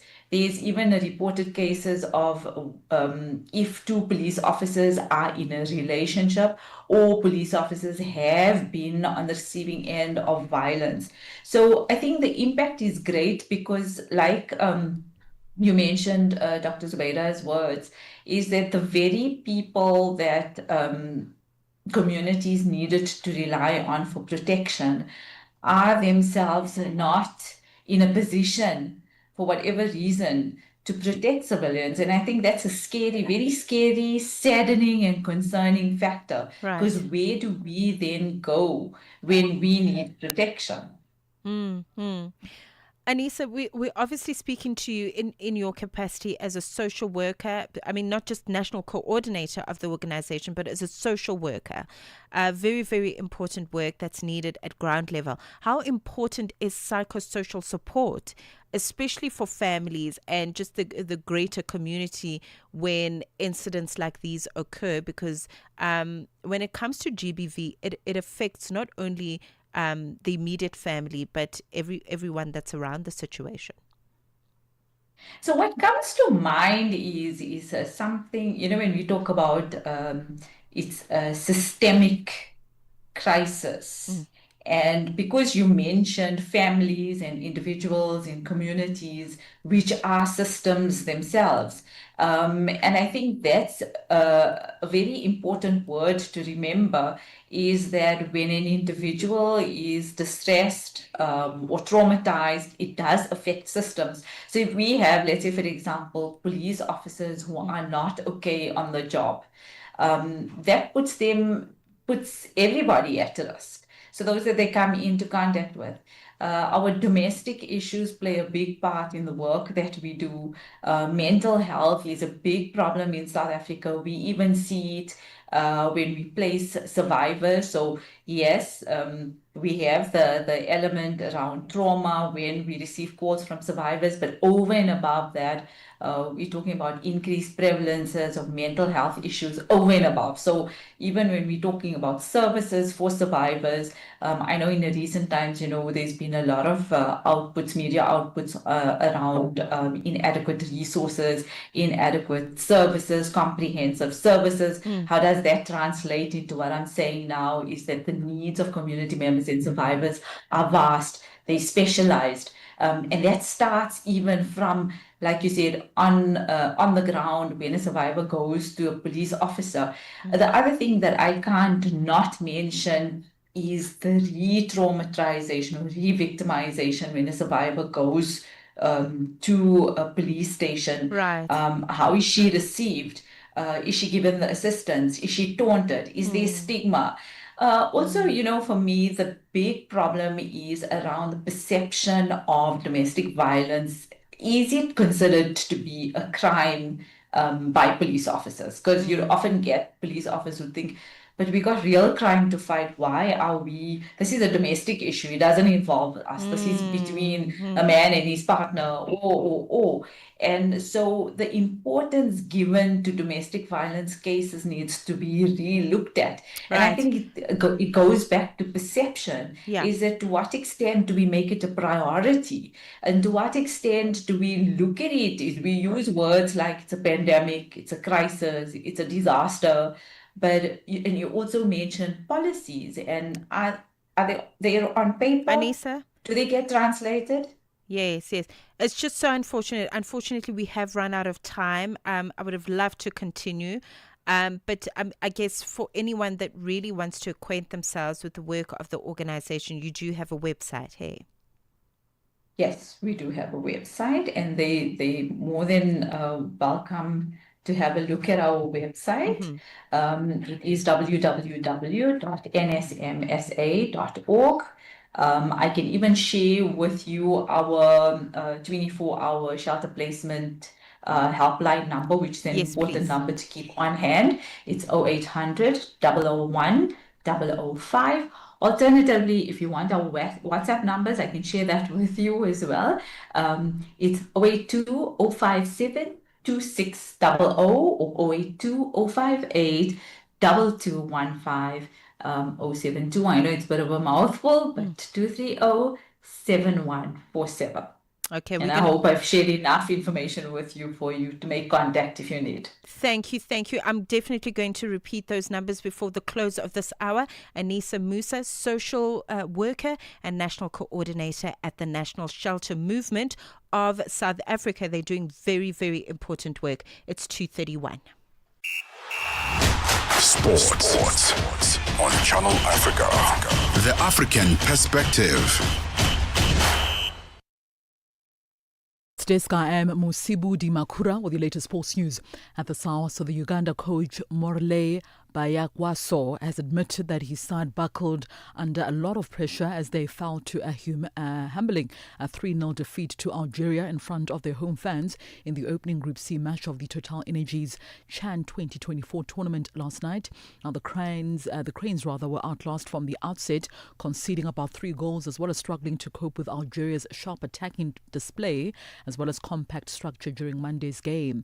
For the coach, the performance revealed both mental as well as tactical shortcomings. Despite a few promising moves, Uganda also failed to convert their chances or match Algeria's technical discipline. The coach also acknowledging glaring issues, particularly in transition, aerial duels, as well as problems in the midfield. Onto this story now. Proteas captain Tema Bavuma says he's inspired after interactions with the Springbok counterpart Siamthanda Kolisi. The 2-time Rugby World Cup winner has made an appearance at some of the Proteas celebrations following their World Test Championship victory last month, and Bavuma says he's tried his best to feed off his energy and also get some winning tips to take into his team. He also revealed that Kolisi assured him that things do get better when the critics come for him. Yeah, I think it's just feeding off each other's energy, to be honest. Look, I mean, whenever I've met Tusia, I don't go there with a list of questions, right? It's just a conversation. Sometimes you offload things that are on your mind. You give him the opportunity as well to offload things that are on your mind. But I think it's more a case of, I see what you are doing from wherever I am. He sees what I'm doing, and there's that reassurance, there's that trust, there's that backing. Now, the Proteas captain also outlined what he believes are the differences between cricket as well as rugby teams in South Africa and why there's complete trust in the Springboks whenever they play. He also hopes that they can get to a point where they're confident in their ability. I think within the rugby, it's probably a different way that they view it. I think within the rugby, all of us, we look at the rugby guys whenever they go to a world event, there's proper belief that the guys can go the whole way. We've seen it countless times, so that expectation is high. Where I guess, from a South African point of view, from a cricketing point of view, yes, we might go there with the hopes, but I think there's probably that part of the contingency that kind of sits there, not being sure. Where I think, with what we've done, I think that will eat away at all of that from a belief point of view. On to this now. 6 months before the start of the Winter Olympic Games, Italian organisers say that after years of ups and downs, they are now on schedule. The Olympic opening ceremony is on the 6th of February, though curling kicks of the action, the competition will then kick off 2 days before the official opening ceremony. Now, the Paralympics open a month later on the 6th of March, though curling again breaks the ice 2 days beforehand. Now, Simiko, the public company responsible for delivering the Olympic facilities, last week promised that all the planned sports construction projects will be completed before the start of the Olympics. Organisers have also made a point of delivering a low-cost winter games after recent extravaganzas. Now, the games are using a host of existing venues, emphasizing the point of holding the closing ceremony in almost the 2,000-year-old Roman amphitheatre in the city of Verona. And finally, in case you missed it, teenager Victoria Mboko continued her fairy tale run at the Canadian Open as she breezed past Spain's Jessica Buzaz Manero to reach the semi-finals of the tournament. The 18-year-old Canadian, who knocked out two-time major winner Coco Gauff in the fourth round, impressed again on home soil with a 6-4, 6-2 win in Montreal. She will face 2022 Wimbledon champion Elina Rybakina, the 9th seed, in the first WTA 1000 level semi-final. Mboko started the year ranked 333rd in the world and is now set to move into the top 50 when the rankings are updated next week. Mboko becomes also the first Canadian to reach the semi-finals of an event since Bianca Andreescu won the tournament in 2019, while she's also the youngest woman to make the last four since Belinda Bencic in 2015. Well, that concludes your sports news this hour. I'm back with a final sports update on the upside in the third and final hour of the show. As always, for any sports stories you'd like to share with us, send us an email to newsroom@channelafrica.co.za. Alternatively, call us on +27 11714 4459. For Channel Africa Sport, I am Mosibudi Makura. Sports on Channel Africa. The African perspective. All right. It's 2:36. Let's quickly check in with Bontle Headbush. She's got the latest in economics news. Africa in Business on Channel Africa. The United States was very vocal at the beginning of South Africa's G20 presidency, and this is largely due to strained relations with South Africa at the time, that they were not really keen on participating. Where do they stand right now? The US is planning to take over the presidency of the G20 next year, and our understanding from them is that they intend to continue to do so, and therefore it is quite difficult then to be in a situation where you are not attending deputies' meetings or discussions during our presidency and then to take over the presidency next year. From a finance track perspective, there has been engagement. We've been working on a communique last week and this week here in Zimbabwe. What's important about that is that it's a consensus document. And so all the members in the room have to agree to the language that is used there. And our US colleagues have been part of those discussions and negotiations. Bringing the African markets into your home. Channel Africa, the African perspective. Business news on Channel Africa, the African perspective. Good afternoon. And our top business story at this hour, Ghana's Communication, Digital Technology and Innovations Minister Samuel Nati George has directed the country's regulator to suspend pay TV and streaming provider DSTV's license if the company fails to lower its subscription prices by Thursday. George's stance follows MultiChoice-owned DSTV's refusal to adjust its prices in line with the Ghanaian cedi's appreciation and the public's growing dissatisfaction with current rates. The ongoing conflict between South African Finance Minister Enoch Godongwana and its Reserve Bank Governor Lesitsha Kganyago over the country's inflation target highlights increasing tension between monetary policy independence and political authority. In a bold and unilateral decision, the South African Reserve Bank lowered its inflation target to 3% without consulting the Finance Ministry. However, Chief Economist at Answisa Capital, Mielani Mkhabela, emphasizes that the Treasury holds exclusive authority to set such policy. The South African Reserve Bank will not lower the inflation targeting range, as that is the responsibility of the National Treasury because it is at a policy level. But the Reserve Bank is expected to execute the mandate of price stability after they have received the inflation targeting that has been set. We will not have inflation targeting lowered before the stakeholders discuss and agree on what could be the policy of the country moving forward. South Africa's Department of International Relations and Cooperation has sought to clarify that ambassadors do not negotiate trade talks between different states. The department says the idea that the absence of an ambassador is a barrier to trade negotiations is misguided. This comes amidst growing concerns that the lack of an ambassador may be delaying a trade deal with the United States on the looming 30% tariffs. The tariffs are expected to take effect on Thursday if a new trade deal isn't reached. The government continues to engage with the Trump administration.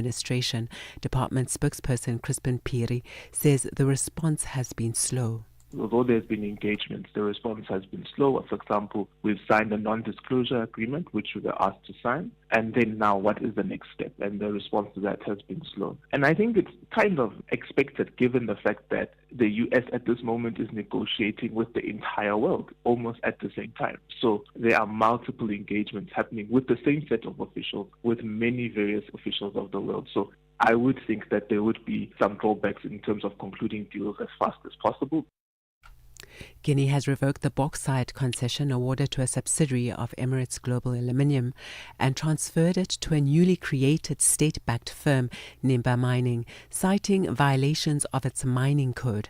The move further escalates a standoff over refinery construction and highlights a push by military-ruled countries in West Africa to reclaim control over strategic mineral assets. Guinea is the world's second largest producer after Australia of bauxite, the raw material for aluminium. Russia has accused the United States of exerting illegal trade pressure on India after U.S. President Donald Trump threatened again to raise tariffs on India over its purchase of Russian oil. The Kremlin spokesperson Dmitry Peskov says they believe that sovereign countries should have and do have the right to choose their own trading partners and economic cooperation, and to choose for themselves the forms of trade and economic cooperation that are in the interests of a particular country. This comes after Trump said he would impose new sanctions on Russia, as well as on countries that buy its energy exports from Friday, unless Moscow takes steps to end its 3.5-year conflict with Ukraine. And now for a look at the indicators. $1 in Nigeria is trading at 1,521 naira. In Botswana, it's 13.38 Kenya. The dollar is trading at 128 shilling 18. And in Zambia, it's 22 kwacha 69. Moving to the BRICS countries, $1 in Brazil is trading at 5 Real 53. Russia, 79 rubles 69. In India, it's 87 rupees 62. China, 7 yuan 18. And South Africa, $1 is trading at 17 rand 98 cents this afternoon. $1 is trading at 75 pence to the British pound and 86 to the euro. Looking at commodities, gold is trading at $3,360 and platinum at $1,308 per ounce, while Brent crude oil is at $68.05 a barrel. And those are your business news at this hour. I'll be back with more in the next hour.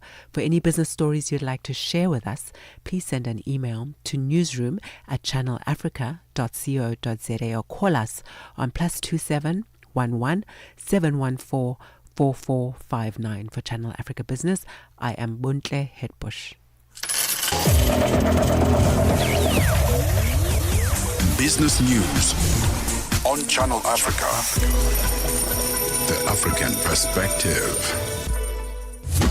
Are you fluent in French, Chinyanja, Portuguese, and Kiswahili? Are you passionate about radio? And are you looking to work in South Africa? Do you have papers that qualify you to work in South Africa? In that case, we might have an opportunity for you to work for Channel Africa. Send us your CV and demo at newsroom@channelafrica.co.za. Remember, if you don't hear from us within 14 days, it means you have not made it or you have not been selected. Channel Africa, the African perspective.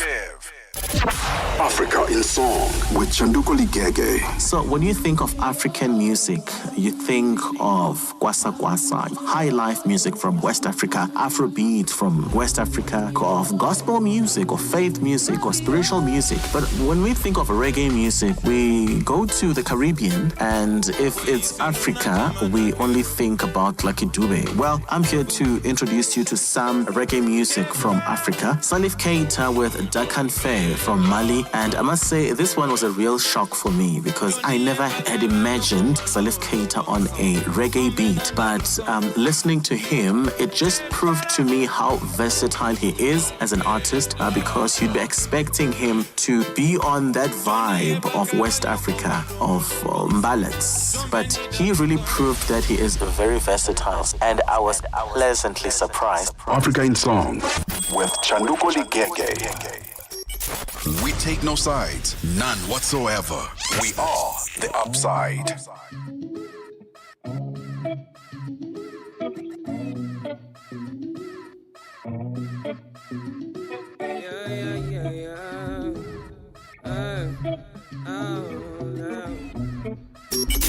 We take no sides, none whatsoever. All you do is lie, lie, lie. All you do is try, try, try. You don't even know the kind of things, but you try to tell me all these things.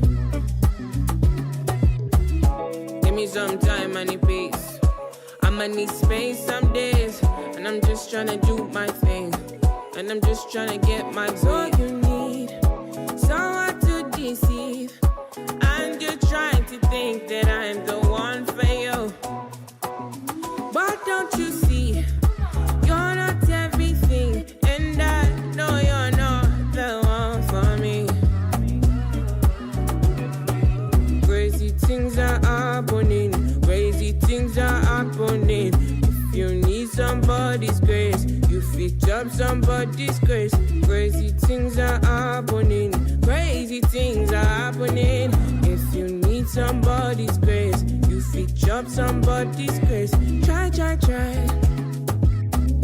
I try, try. I just want to turn my back tonight, tonight. So I make it seem. I just want to turn my back tonight. Oh, you know me well, well, well, well, well, well. And you try to tell. Ooh, you try to make me run insane. But you know that I'm not the same. I just think I can do better. Crazy things are happening. Crazy things are happening. If you need somebody's grace, you fit up somebody's grace. Crazy things are happening. Crazy things are happening. If you need somebody's grace, you fit up somebody's grace.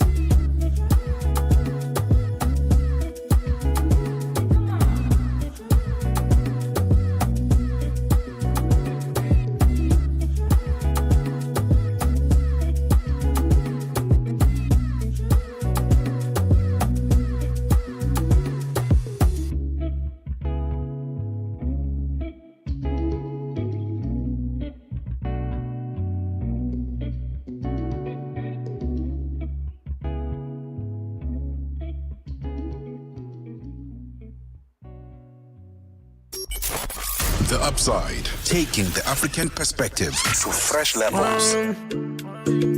Holy fire, holy water, holy money, only money, only money, only money. We are woody fire, woody thunder, only money, only money, only money. And let the mare bless you with body, oh baby. Oh. Star boy go bless you with money, oh my girl. Let tomorrow bless you with body, oh baby. Oh, star boy go bless you with money, oh my girl. Yeah, when I suck up, baby. Suck up.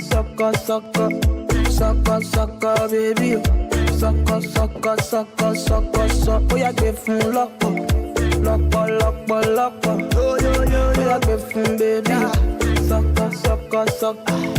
Oh, when I come through, they know we survive, so they turn up all eyes on me now.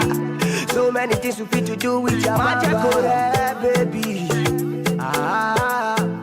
Stop work, getting plenty money. Yeah, you know what you gotta do. Baby, she low for me, show me how to do. No doubt I'm the one for you. I'm the one for the TV every time you do. Your body like Orodo. I'm a yakman, my type of polo show. Yeah. Suck up, baby. Suck. Oh, yeah, give him lock up. Oh, yeah, give him baby. Suck. Body, girl, you confuse my thinking with your body. Girl, it's for you that I'm singing with your body. Girl, come chop on my money. With your back on me, I do. Come chop on my money. You make a man want smoke cannabis. Sucker, how my brain done reset. Sucker, all I see now your way. Sucker, girl, come on, you make me dance. Sucker, I like the way your body stand back from you. Sucker, baby, come juggle up from you. Sucker, make your body move from me. Sucker, baby, come check bank up from you. Sucker,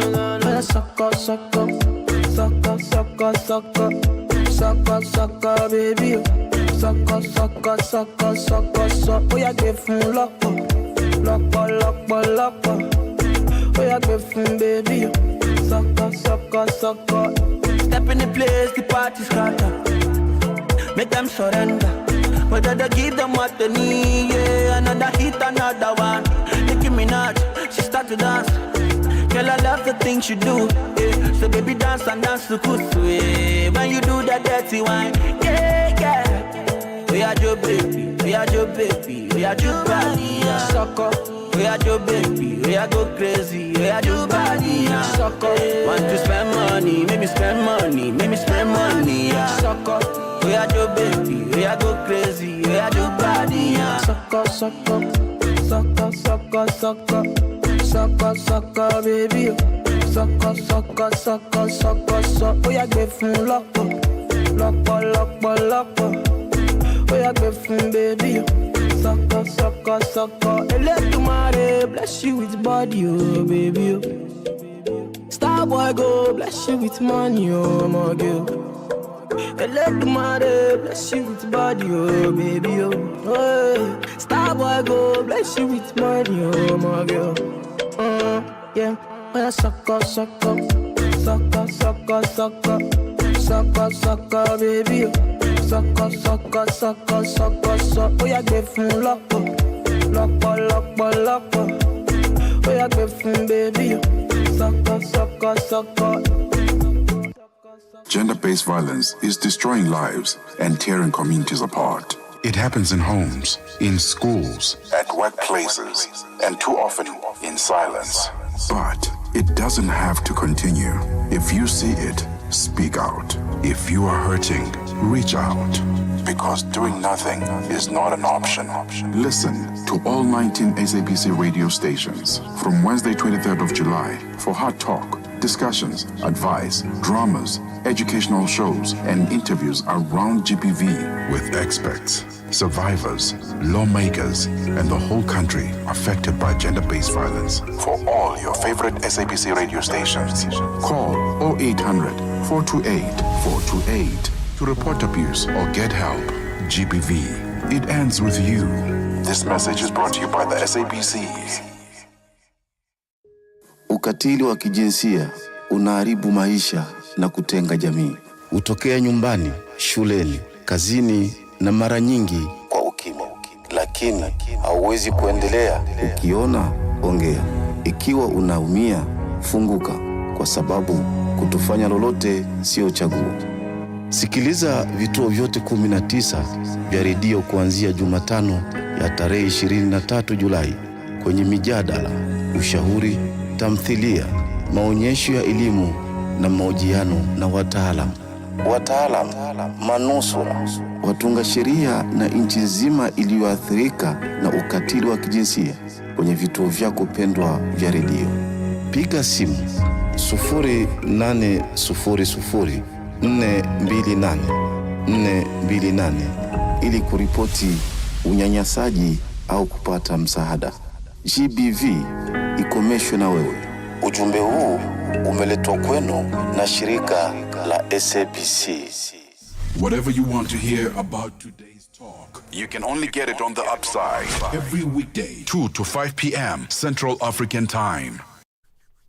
Well, it's 5 minutes to go till it's 3 p.m. in Central African Time. We are nearing the grand finale for this Tuesday on The Upside. And thank you very much for listening in. Mmatsheko Mosito with you until 4 p.m. today. So, what caught your eye today? Well, artificial intelligence. I mean, what else could possibly catch my eye? Let's look at some very interesting statistics. Very interesting statistics when we look at the use of artificial intelligence. I am mind blown by how popular OpenAI's ChatGPT is becoming.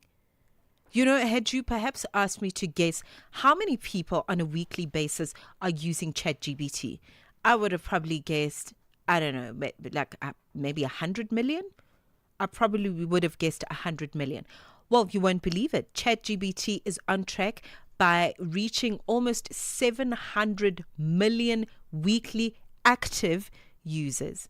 You heard right. 700 million active users around the world, marking a significant milestone in its rapid growth. So this figure represents a fourfold increase from the 500 million that was reported in March this year, which was also quite a substantial rise from the same period of the year 2024. Okay, so I think when we have this conversation again, you and I, in the year 2026, it will probably be sitting on 2 billion. You know, because it's growing in leaps and bounds. And the surge spans all ChatGPT offerings, including the free the free non-subscription, as it were, the Plus Pro, the Enterprise, the Team. There's the Edu version as well.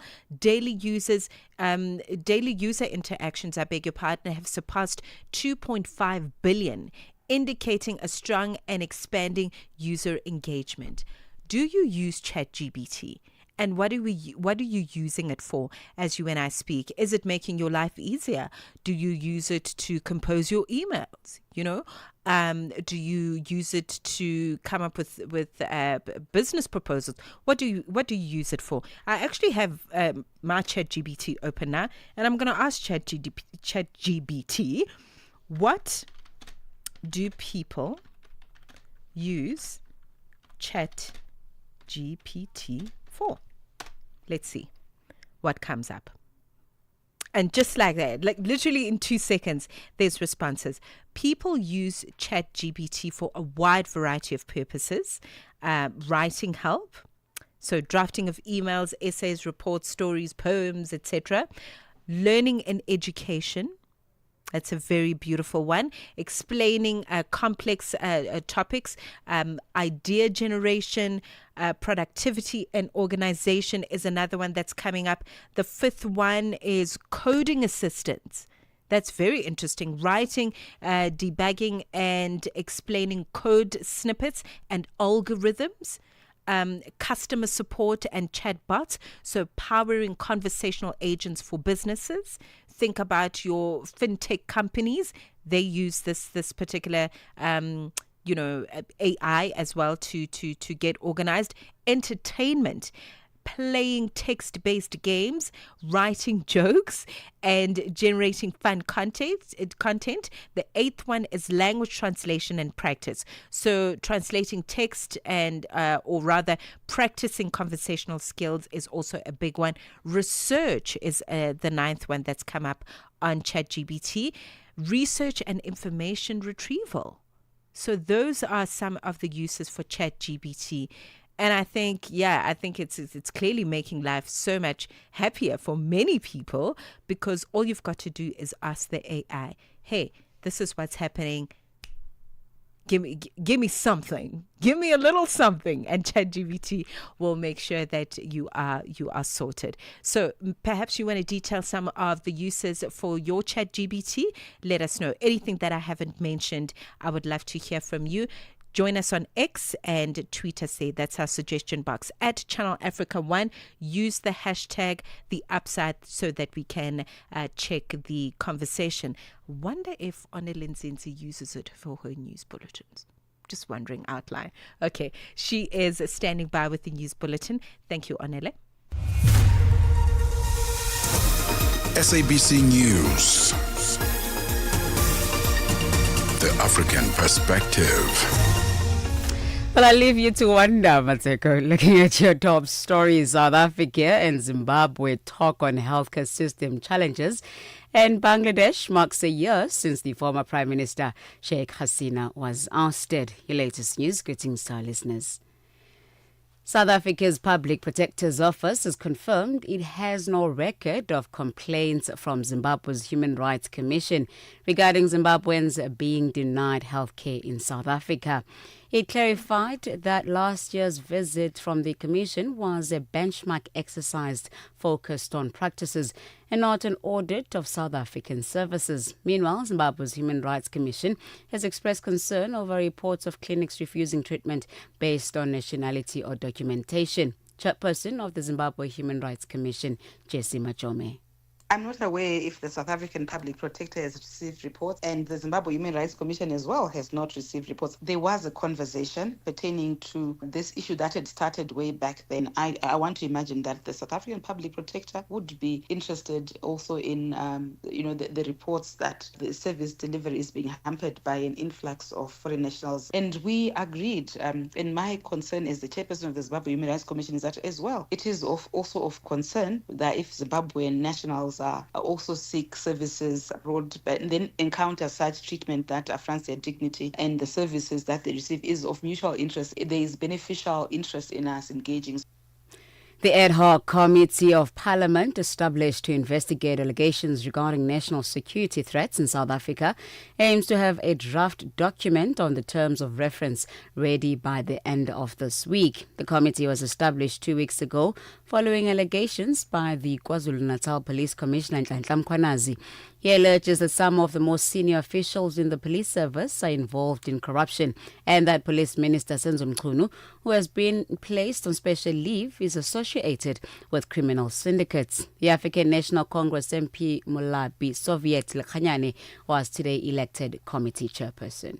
Do we agree that the terms of reference will be released on Friday? There is work that has been done by Parliament already, so it should be easy to get the terms of reference released.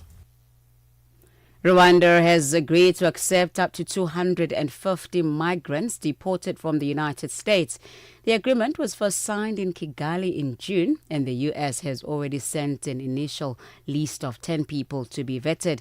The Rwandan government says it agreed to accept the migrants in part because nearly every Rwandan family has experienced hardships of displacement. Channel Africa correspondent in Rwanda, Silvanas Karamera. The content of the agreement has not been made public. There is no official government, announcement about it, except that we've been seeing and reading around from the social media and from the international wires. But the government here has not yet come publicly and talk about it, because we understand that since June, we've been hearing about these two countries agreeing to sending some immigrants from the U.S. to Rwanda, but we have not been able to have access to, this particular deal, to go deep down into what entails and what the governments of the U.S. and Rwanda have agreed in terms of, receiving these people.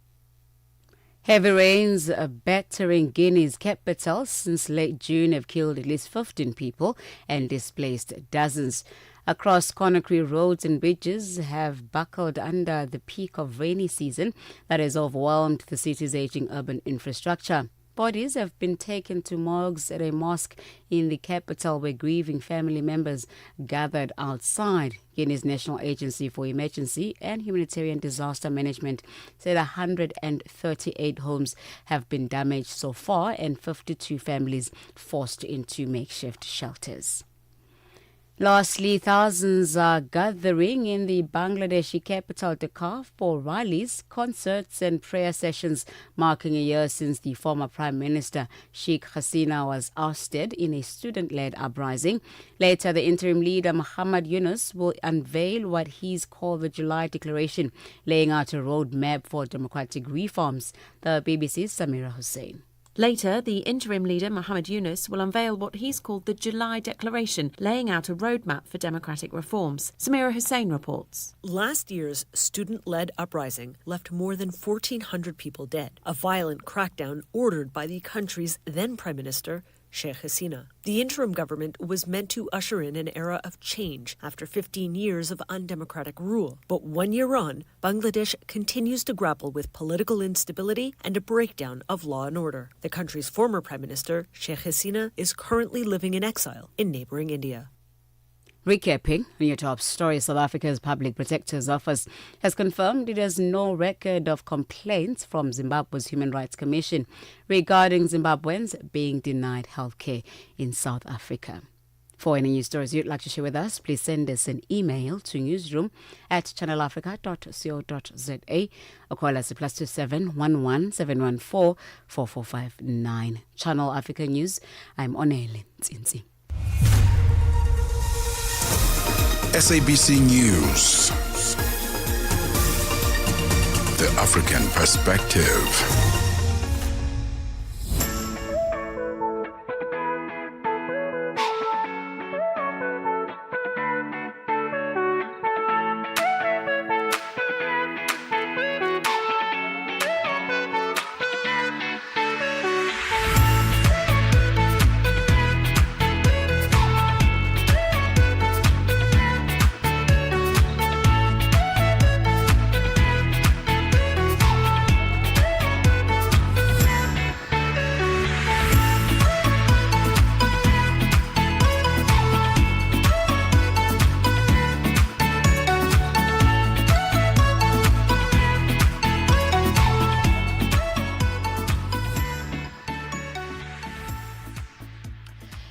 Minutes into 3 p.m. in Central African time. This is the grand finale of The Upside. Until 4 p.m. we are in each other's company, and in this hour we are going to be looking at the creative space. Okay, the creative space, we're huge fans of that, just by the way. So we are going to be in conversation with Taremwa Arnold, who is a creative mind who has worked on visual concepts for for some of the most recognizable productions and brands. And when we listen, if I were to talk about his portfolio, we would need another 6 hours on the show. Okay, it includes advertisements for Mukwano, for Chipper Cash, for Lua Foundation, and so many other organizations and brands, if you will. And he's done a lot of work within the space of multimedia design for shows like Don't Mess With Kaslime, for other really popular productions. So today we're going to go behind the scenes, go behind the curtain to explore production processes, you know, as he's experienced them, so that he can kind of bring them to life as we are in conversation with Taremwa Arnold. So stay with us on The Upside. That conversation coming up in the next few. Otherwise, anything that you've seen perhaps on the big screen, maybe there is a small production that's happening in your region, in your city, in your village, whatever the case is that you want to share with us, please do. We would love to see your documentary or a film, even if it's not your own production. I mean, your own production would be great, but perhaps you know of some production work that's been happening, some photography that's been happening, exhibition, anything that is artistic and expressive. We'd love to hear from you. Share with us on our social media platforms. You are welcome to engage with us on Facebook, on Instagram. We're on TikTok. We are on YouTube. Okay. Did I mention Facebook? I think I did, but Facebook as well. So drop us a line there on X, everywhere and anywhere where there is a social media platform. Channel Africa is there, and you can drop us a line.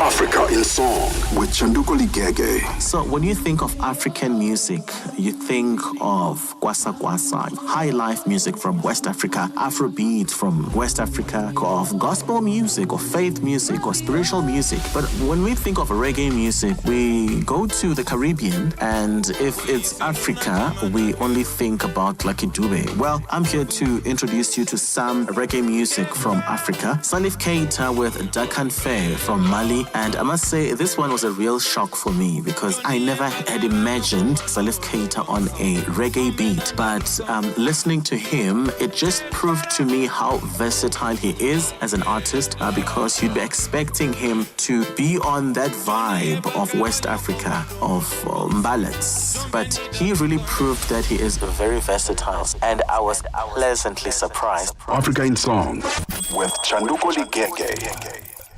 The Upside. On the Upside, your voice matters.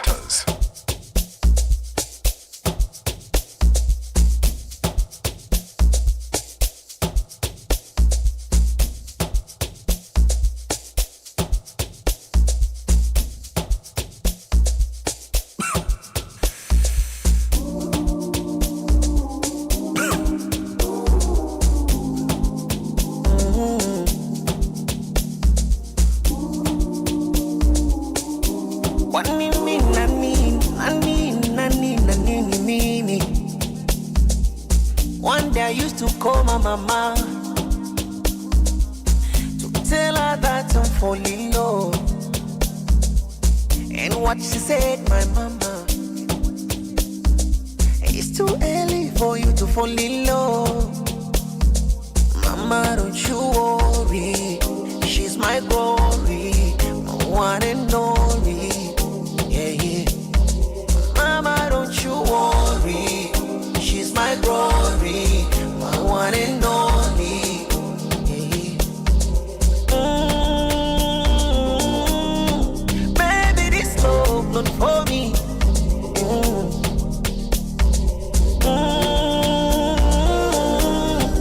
Baby, this love not for me. I'm single. Do you know that I'm single? Again. Who knows I'm single? Oh yes, I'm single.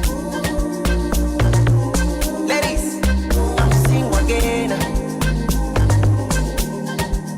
I'm single. Who knows I'm single?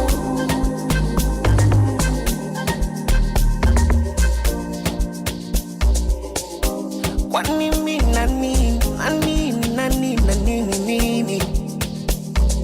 it's so hard to say bye-bye, cause my dream was to love you till I die, and I know I'm gonna miss you so bad, especially when I'm too sober, it's okay, mama, I'm gonna be okay, mama, such a shame, mama, you thought it was games, mama, ooh, baby, this love not for me.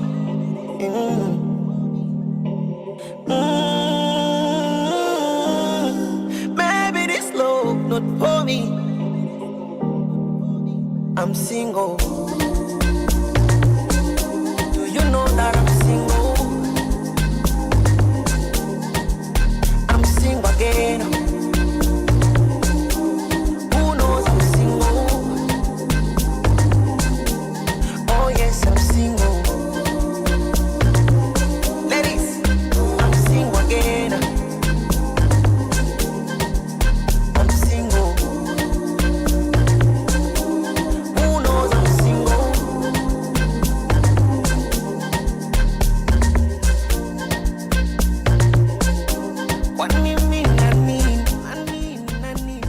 midday vibes, great programming, and good company. This is Channel Africa. Harmonize coming through with Single Again. Are you perhaps single again? You're welcome to share with us. This is a safe space, okay? Let us know. Harmonize, of course, representing Tanzania and the entire African continent with his wonderful music. We are a good 14 minutes into 3 p.m. in Central African time, and we're going to be looking at the creative space, okay? At advertisements, brands. Also, it's very interesting to note how that space is changing thanks to a shift in marketing, a shift in just social media, which also is now no longer necessarily social media as we know it from the year 2023, for example. It's now engagement media, because just open an app like Instagram as an example. Instagram, I think TikTok is also a fine example. You don't necessarily see the people you follow anymore. You see the stuff that you are interested in. So if you are interested in fashion and design, and those are the people that are going to be coming up on your feed, on your algorithm. Okay, so it's now engagement media, as I'd like to call it. But listen, we are speaking to a wonderful human being, Taremwa Arnold, who is a multifaceted creative mind and has worked on visual concepts for some of the most recognizable productions and brands. I'd like for us to take a quick break, as it's 15:15. When we return, we're going to speak to him about just some of the work that he's done, how he views the space of social media in its assistance when it comes to his creative production work, and what he's currently working on. We'll be right back. The Midnight Snack, 12 to 3 a.m. Young couples or young people that are getting married, we often hear of divorces, that they're getting divorced, and it's quite worrying because when we attend these weddings, we want to see these people flourish and celebrate 30-year anniversaries. What do you think is the main challenge that is facing newlyweds? We say that tell me how you were raised and I'll tell you how you love. So when we see people getting married, that's not where the relationship actually starts. The relationship starts with how you were raised, what you were familiar with, because we are attracted to what we are familiar with. If you don't have a background where love was prominent, where love was authentic, it's going to be very difficult for you to manufacture that in later life. So our upbringing has something to do with it. The Midnight Snack, every Monday, 12 to 3 a.m. with Chanduko Ligege.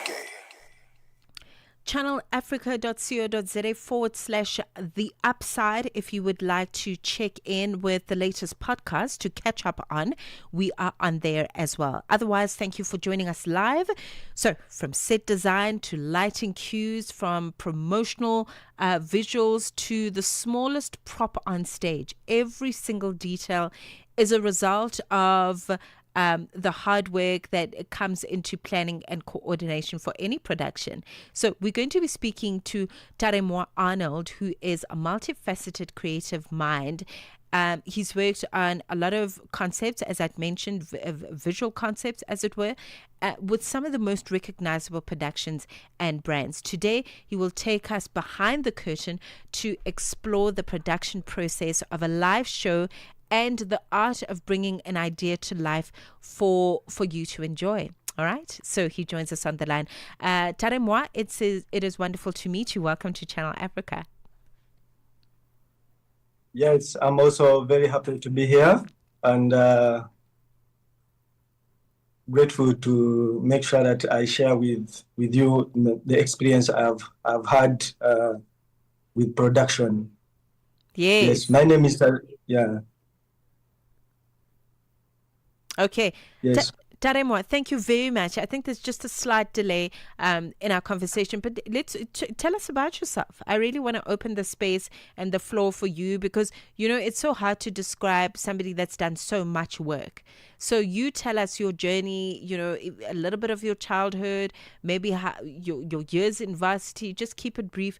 Tell us who you are and, your passions in life. Yes. My name is Taremwa Arnold.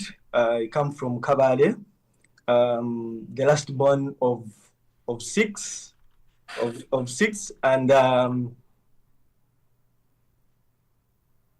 I come from a family with multiple talented siblings, and it has been very good. I've learned a lot of things from working with them. So that's what I can say. From MDD, from dancing, MDD from school, from joining choirs, from joining Sunday school, I've all been involved in that all,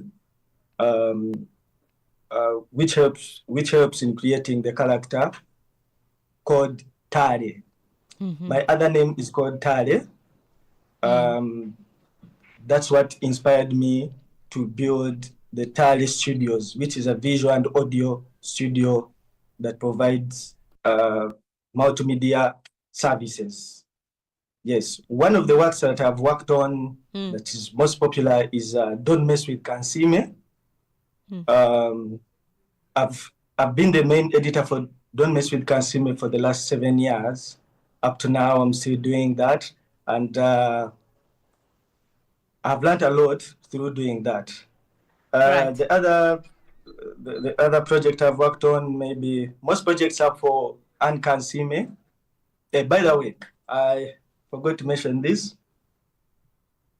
I'm also a young brother to Anne Kansime. Yeah. Okay. Okay, well, very colorful. I mean, you mentioned the fact that you're from Kabale, or the Kabale district, which is in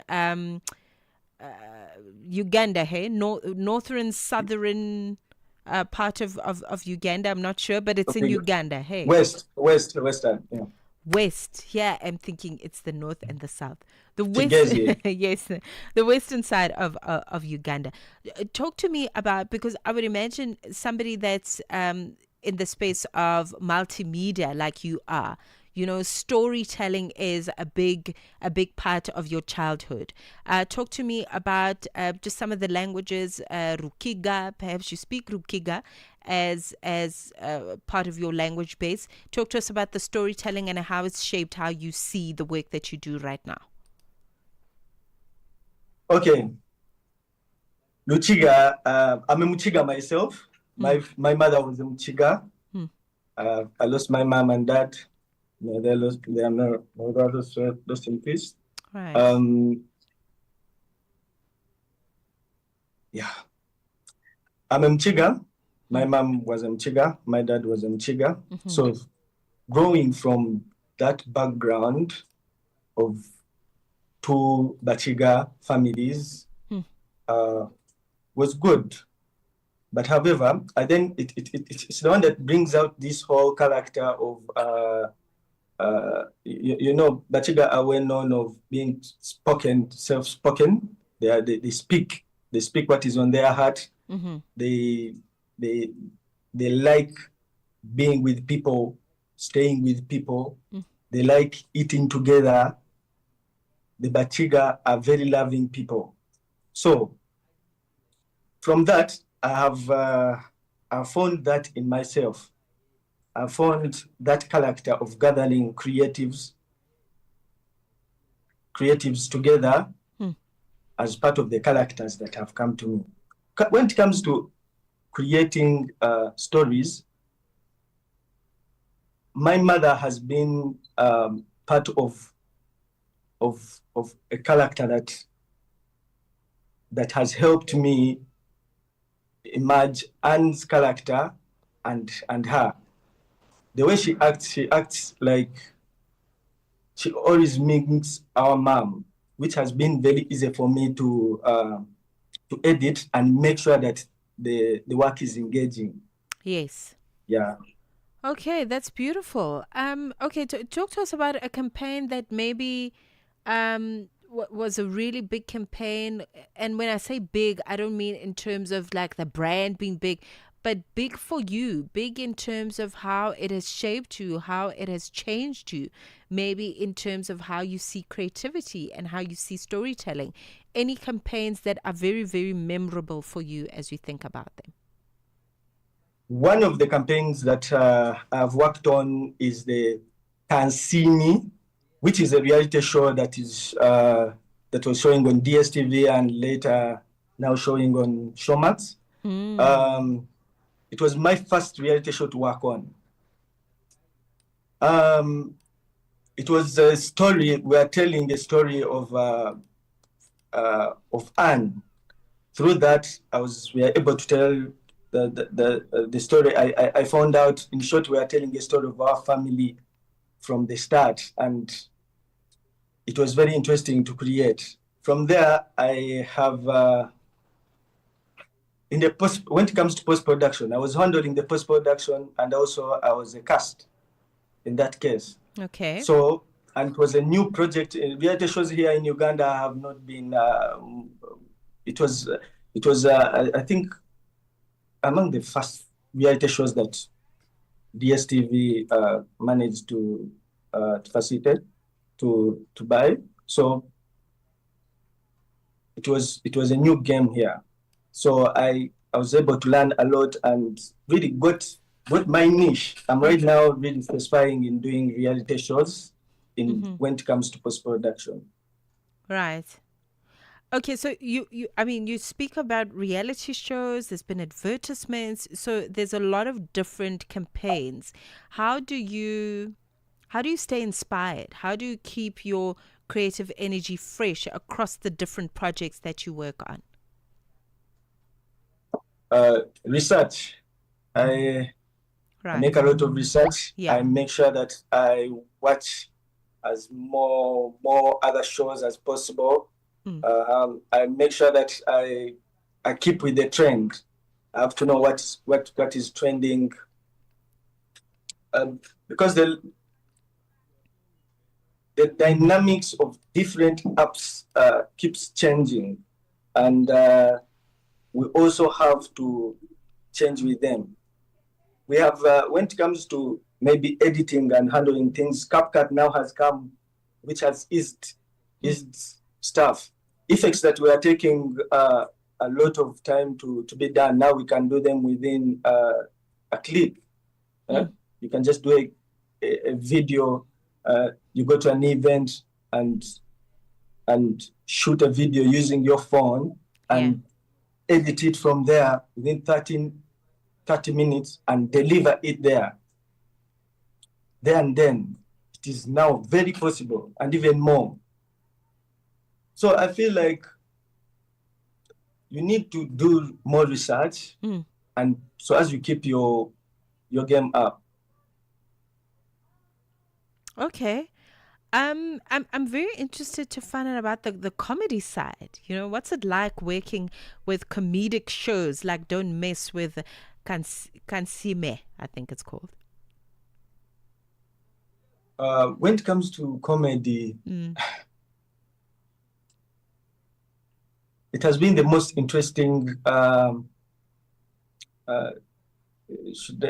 art, interesting type of content. Yes, I've worked on, because I think most of the shows that I've worked on are comical. Most of them are comical. So I laugh a lot whenever I'm editing that stuff. Of course you do. Of course you do. The lines, you come to realize guys have lines. People are very creative. By the time I watch one video and watch again and try to perfect the cuts, Okay. I've come to notice an improvement in the way how writers, comic writers are doing in Uganda. I think I have seen. I can tell the change, the improvement, and the growth because of the multiple shows I have worked on and the multiple talents I've worked with. Right. And there's also the comment drill of Kansime, which also came up of recent, which was also one of its kind. It was its first time happening, and it is very, very, very, very exciting. There were a couple of cameras there. a lot of things to get, a lot of laughter, a great experience, which I also feel is another show that is really, I was very grateful, really, really, very much to be part of. Right. Oh, well, I mean, it sounds like you are just having a lot of fun. You are very inspired. You are interested, interested in the world around you, which makes you such a powerful storyteller. Thank you so much for the time, Mr. Arnold. Almost called you Mr. Arnold. Taremwa, thank you very much. I really appreciate it. Are you on social media? Where can we find you? Do you share your work on social media? Yes, on Instagram, you can go on Instagram, Television and Audio Solutions, and on TikTok, Tele Studios. On all other pages, Tele Studios. Yeah. Okay, Tare Studios. Thank you very much, Tare Mwa Arnold, who is just multifaceted, multidimensional when it comes to his artistic expression through the medium of film and production, as it were. Thank you so much for the time. Hey, all the best. All the best. No problem. Thank you very much. Representing Kabale in Uganda, right here on The Upside. It is 3:30 on the dot. Let's check in with the latest in sports. Sports on Channel Africa. The African Perspective. And a very good afternoon from the sports desk. I am Musibu Di Makura with your latest sports news at the Sawa. So Banyana rising star Audrielle Mebe feels positive regarding her future in football as she begins a new journey in the United States of America. Now, the player was recently unveiled as a new signing at the University of Arizona, where she will compete in the NCAA League. Now, Mebe says she's grateful that she can continue to pursue her studies while also growing her football profile, this time abroad. I'm happy. It is something I've always dreamed of, and I am really enjoying my new stay at my new club. They're really welcoming, and it's just a very enjoyable and a new experience for me. And about this journey, yes, I am going to continue my studies this side, and I feel grateful because they're helping me achieve my goals. Now, the 18-year-old gained valuable international experiences after featuring in the Women's COSAFA Cup Under-17 tournament back in 2023, as well as the COSAFA Under-20 in 2024, which also saw her earn her first ever Women's Africa Cup of Nations call-up earlier on just last month. Being selected for WAFCON was really a great experience because I get to see the seniors play, know where to improve on, how to improve the level and quality of football from the seniors, learning a lot and improving my game at the same time, gaining experience as well. So being selected for AFCON was really a big thing. Onto this story now. Former Arsenal footballer Thomas Partey has been granted conditional bail after being charged with 5 counts of rape and 1 count of sexual assault. The 32-year-old Ghanaian appeared at Westminster Magistrates Court earlier on today, charged with 5 counts of rape against 2 women and a charge of sexual assault against a 3rd woman. The alleged offences took place between 2021 and 2022 when he was still playing for the North London club Arsenal. He was charged 4 days after leaving Arsenal when his contract expired at the end of June. The footballer is reported to be preparing to join Spanish team Villarreal on a 1-year contract with the possibility of a further 12-month extension.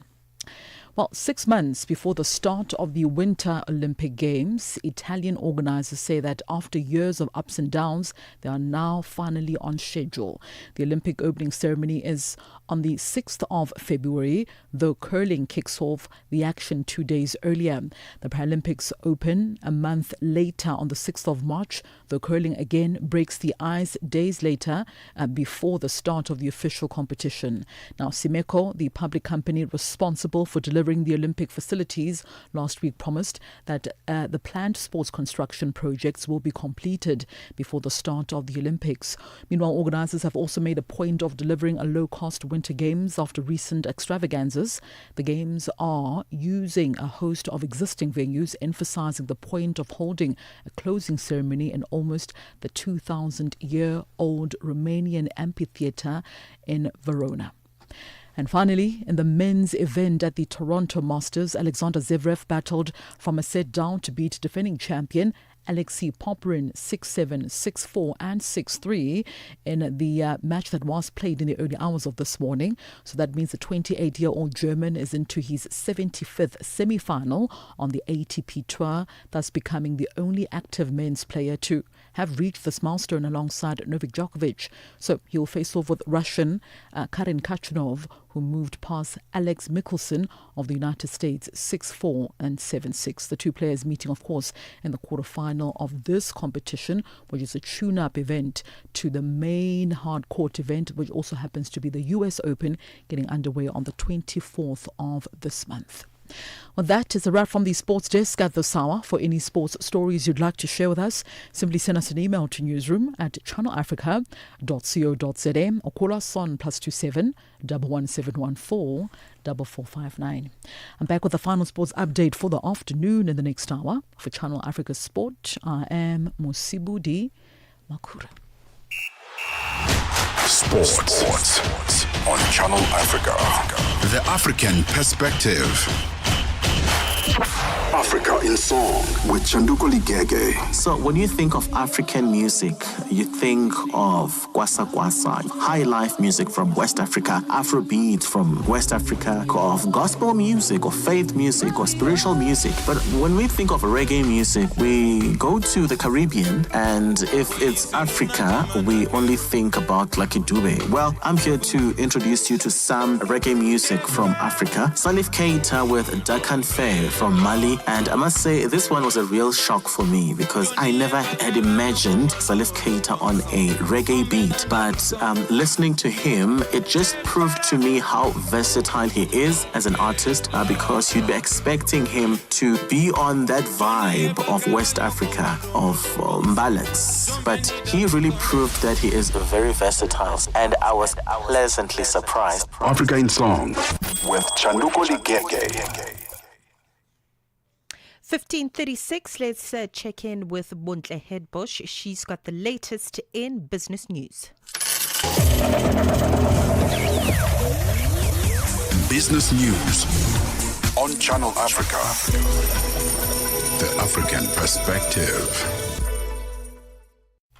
Good afternoon. In our top business story at this hour, South Africa's Gauteng Province Premier Panyaza Lesufi has slammed the United States of America, saying it is punishing South Africa for standing with Palestine by imposing the 30% tariff on imports. The tariffs announced by Washington are expected to take effect on Thursday. Speaking during the Gauteng Legislature House sitting, the Premier says they refuse to be bullied by one country which seeks to dictate where South Africa should buy or trade. Lesufi was answering questions on the recently signed agreement between the Hunan province and China and Gauteng to increase trade and investment between the two provinces. Lesufi says they are looking forward to the initiated negotiations with the U.S. against the tariffs. The Chinese are coming here to assist us, and the Chinese are making their market available to us so that our people can prosper and our businesses can grow. And that is done on a friendly basis, not on a bullying tactics by one country that thinks that it can dictate to us. From the river to the sea, Palestine will be free in our lifetime. The ongoing conflict between South African Finance Minister Enoch Godongwana and its Reserve Bank Governor Lesetja Kganyago over the country's inflation target highlights increasing tensions between monetary policy independence and political authority. In a bold and unilateral decision, the South African Reserve Bank lowered its inflation target to 3% without consulting the Finance Ministry. However, Chief Economist at Anzwisa Capital, Mielani Mkabela, emphasizes that the Treasury holds exclusive authority to set such policy. The South African Reserve Bank will not lower the inflation targeting range, as that is the responsibility of the National Treasury because it is at a policy level. But the Reserve Bank is expected to execute the mandate of price stability after they have received the inflation targeting that has been set. We will not have inflation targeting lowered before the stakeholders discuss and agree on what could be the policy of the country moving forward. Ghana's Communication, Digital Technology and Innovations Minister, Samuel Nati George, has directed the country's regulator to suspend pay TV and streaming provider DSTV's license if the company fails to lower its subscription prices by Thursday. George's stance follows MultiChoice-owned DSTV's refusal to adjust its prices in line with the Ghanaian cedi's appreciation and the public's growing dissatisfaction with current rates. Guinea has revoked the bauxite concession awarded to a subsidiary of Emirates Global Aluminium and transferred it to a newly created state-backed firm, Nimba Mining, citing violations of its mining code. The move further escalates a standoff over refinery construction and highlights a push by military-ruled countries in West Africa to reclaim control over strategic mineral assets. Guinea is the world's second-largest producer after Australia of bauxite, the raw material for aluminium. Moving further afield, Russia has accused the United States of exerting illegal trade pressure on India after U.S. President Donald Trump threatened again to raise tariffs on India over its purchases of Russian oil. The Kremlin spokesperson Dmitry Peskov says they believe that sovereign countries should have and do have the right to choose their own trading partners and economic cooperation, and to choose for themselves the form of trade and economic cooperation that are in the interests of a particular country. This comes after Trump said he would impose new sanctions on Russia as well as on countries that buy its energy exports from Friday, unless Moscow takes steps to end its 3.5-year conflict with Ukraine. And now taking a look at the indicators, $1 in Nigeria is trading at 1,521 naira. In Botswana, it's 13 pula 38. Kenya, the dollar is trading at 128 shilling 18. And in Zambia, it's 22 kwacha 69. Moving to the BRICS countries, $1 in Brazil is trading at 5 rial 53. Russia, 79 rubles 69. India, it's 87 rupees 62. China, 7 yuan 18. And South Africa, $1 is trading at 17 rand 98 cents. $1 is trading at 75 pence to the British pound and 86 to the euro. Looking at commodities, gold is trading at $3,360 and platinum at $1,308 per ounce, while Brent crude oil is at $68.05 a barrel. And those are your business news. I'll be back with the indicators in the next hour. For any business stories you'd like to share with us, please send an email to newsroom@channelafrica.co.za or call us on +27 11 714 4459. For Channel Africa Business, I am Buntle Hetbush. Business news on Channel Africa. The African perspective.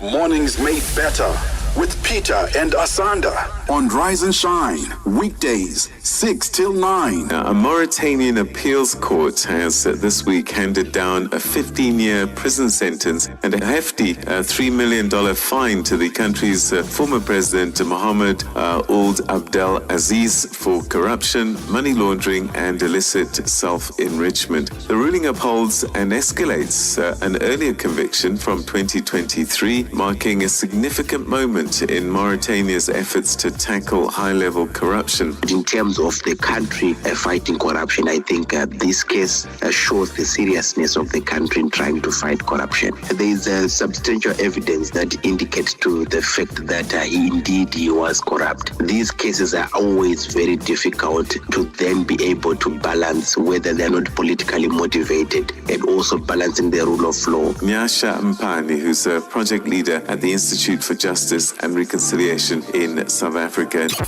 Mornings made better with Peter and Asanda on Rise and Shine. 9 to 12 midday, Central African Time. On the Move with Palisa Tau and Benjamin Mushatama. Dr. Anthony Ajayi, a leading researcher at the African Population and Health Research Center in Kenya, ending mistreatment and building dignity for adolescents during childbirth. Mistreatment and what's happening with these pregnant young girls. Let's talk a little bit about how the health system responds to that. It's currently not a major priority for the health system in general, even for the departments of health or the ministries of health on the continent. And it should be, because what is healthcare if it's not offered with dignity? Because young people can challenge this mistreatment themselves if they are aware of their rights. They should be able to have channels to report mistreatment and seek redress. And that's really important. Neglect, abuse are unacceptable in the health facility. Keeping you on the know and on the move. We take no sides, none whatsoever. We are the Upside.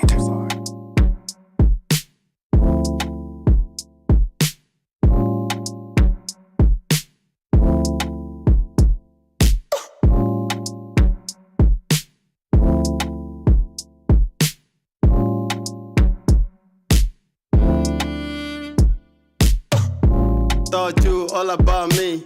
Plenty missed calls, you forgot about me.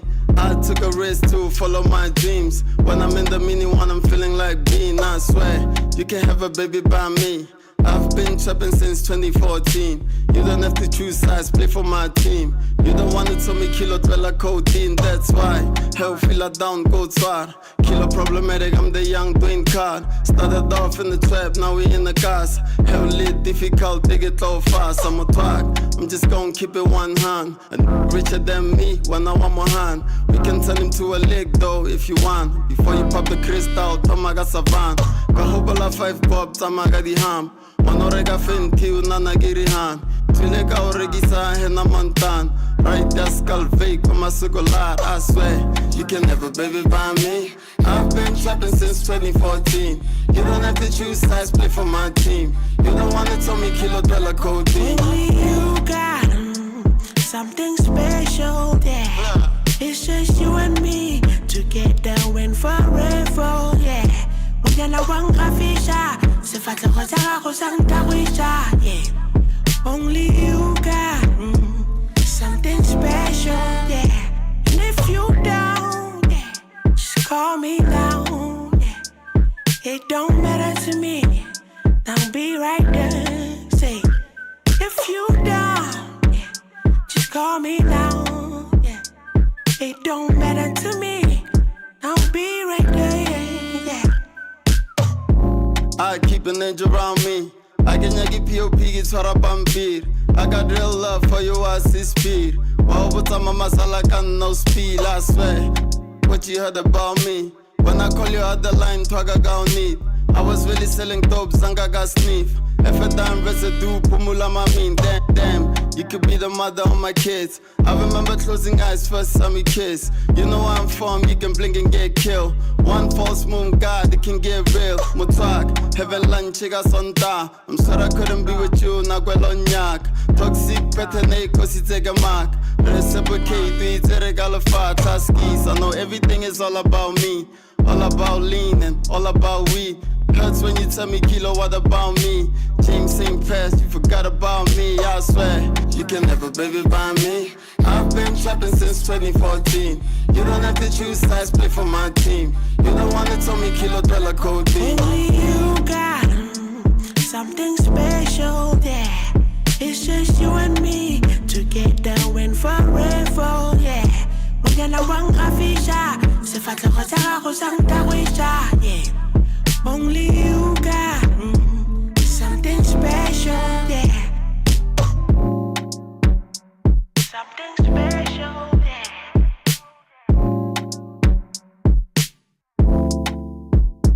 Mujana wanga fisha, sifata kosa kosa ntawisha.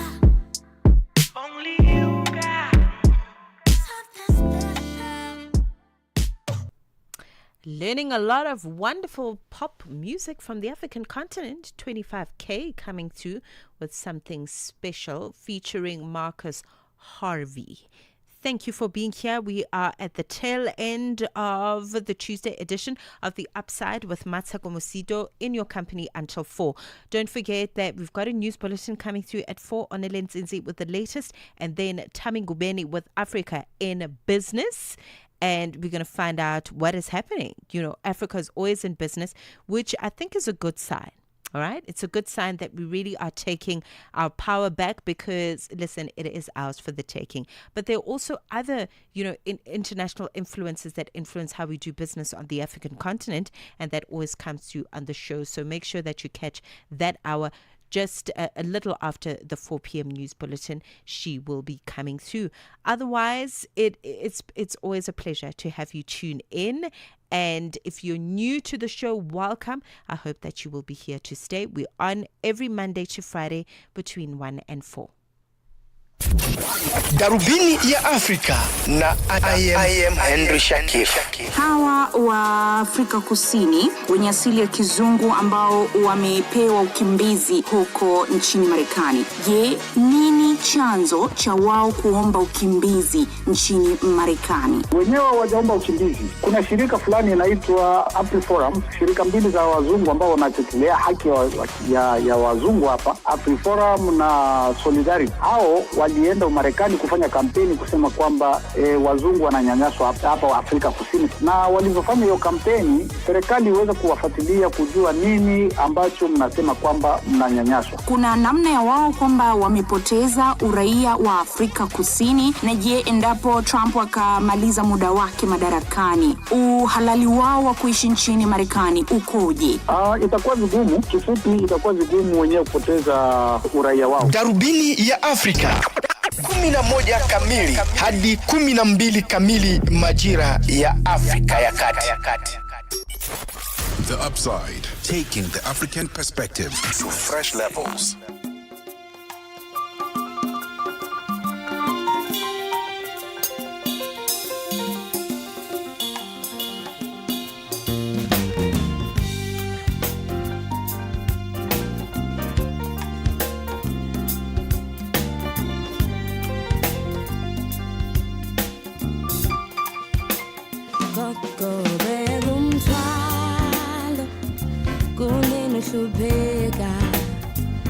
Little ghetto child, ungazibulala sana.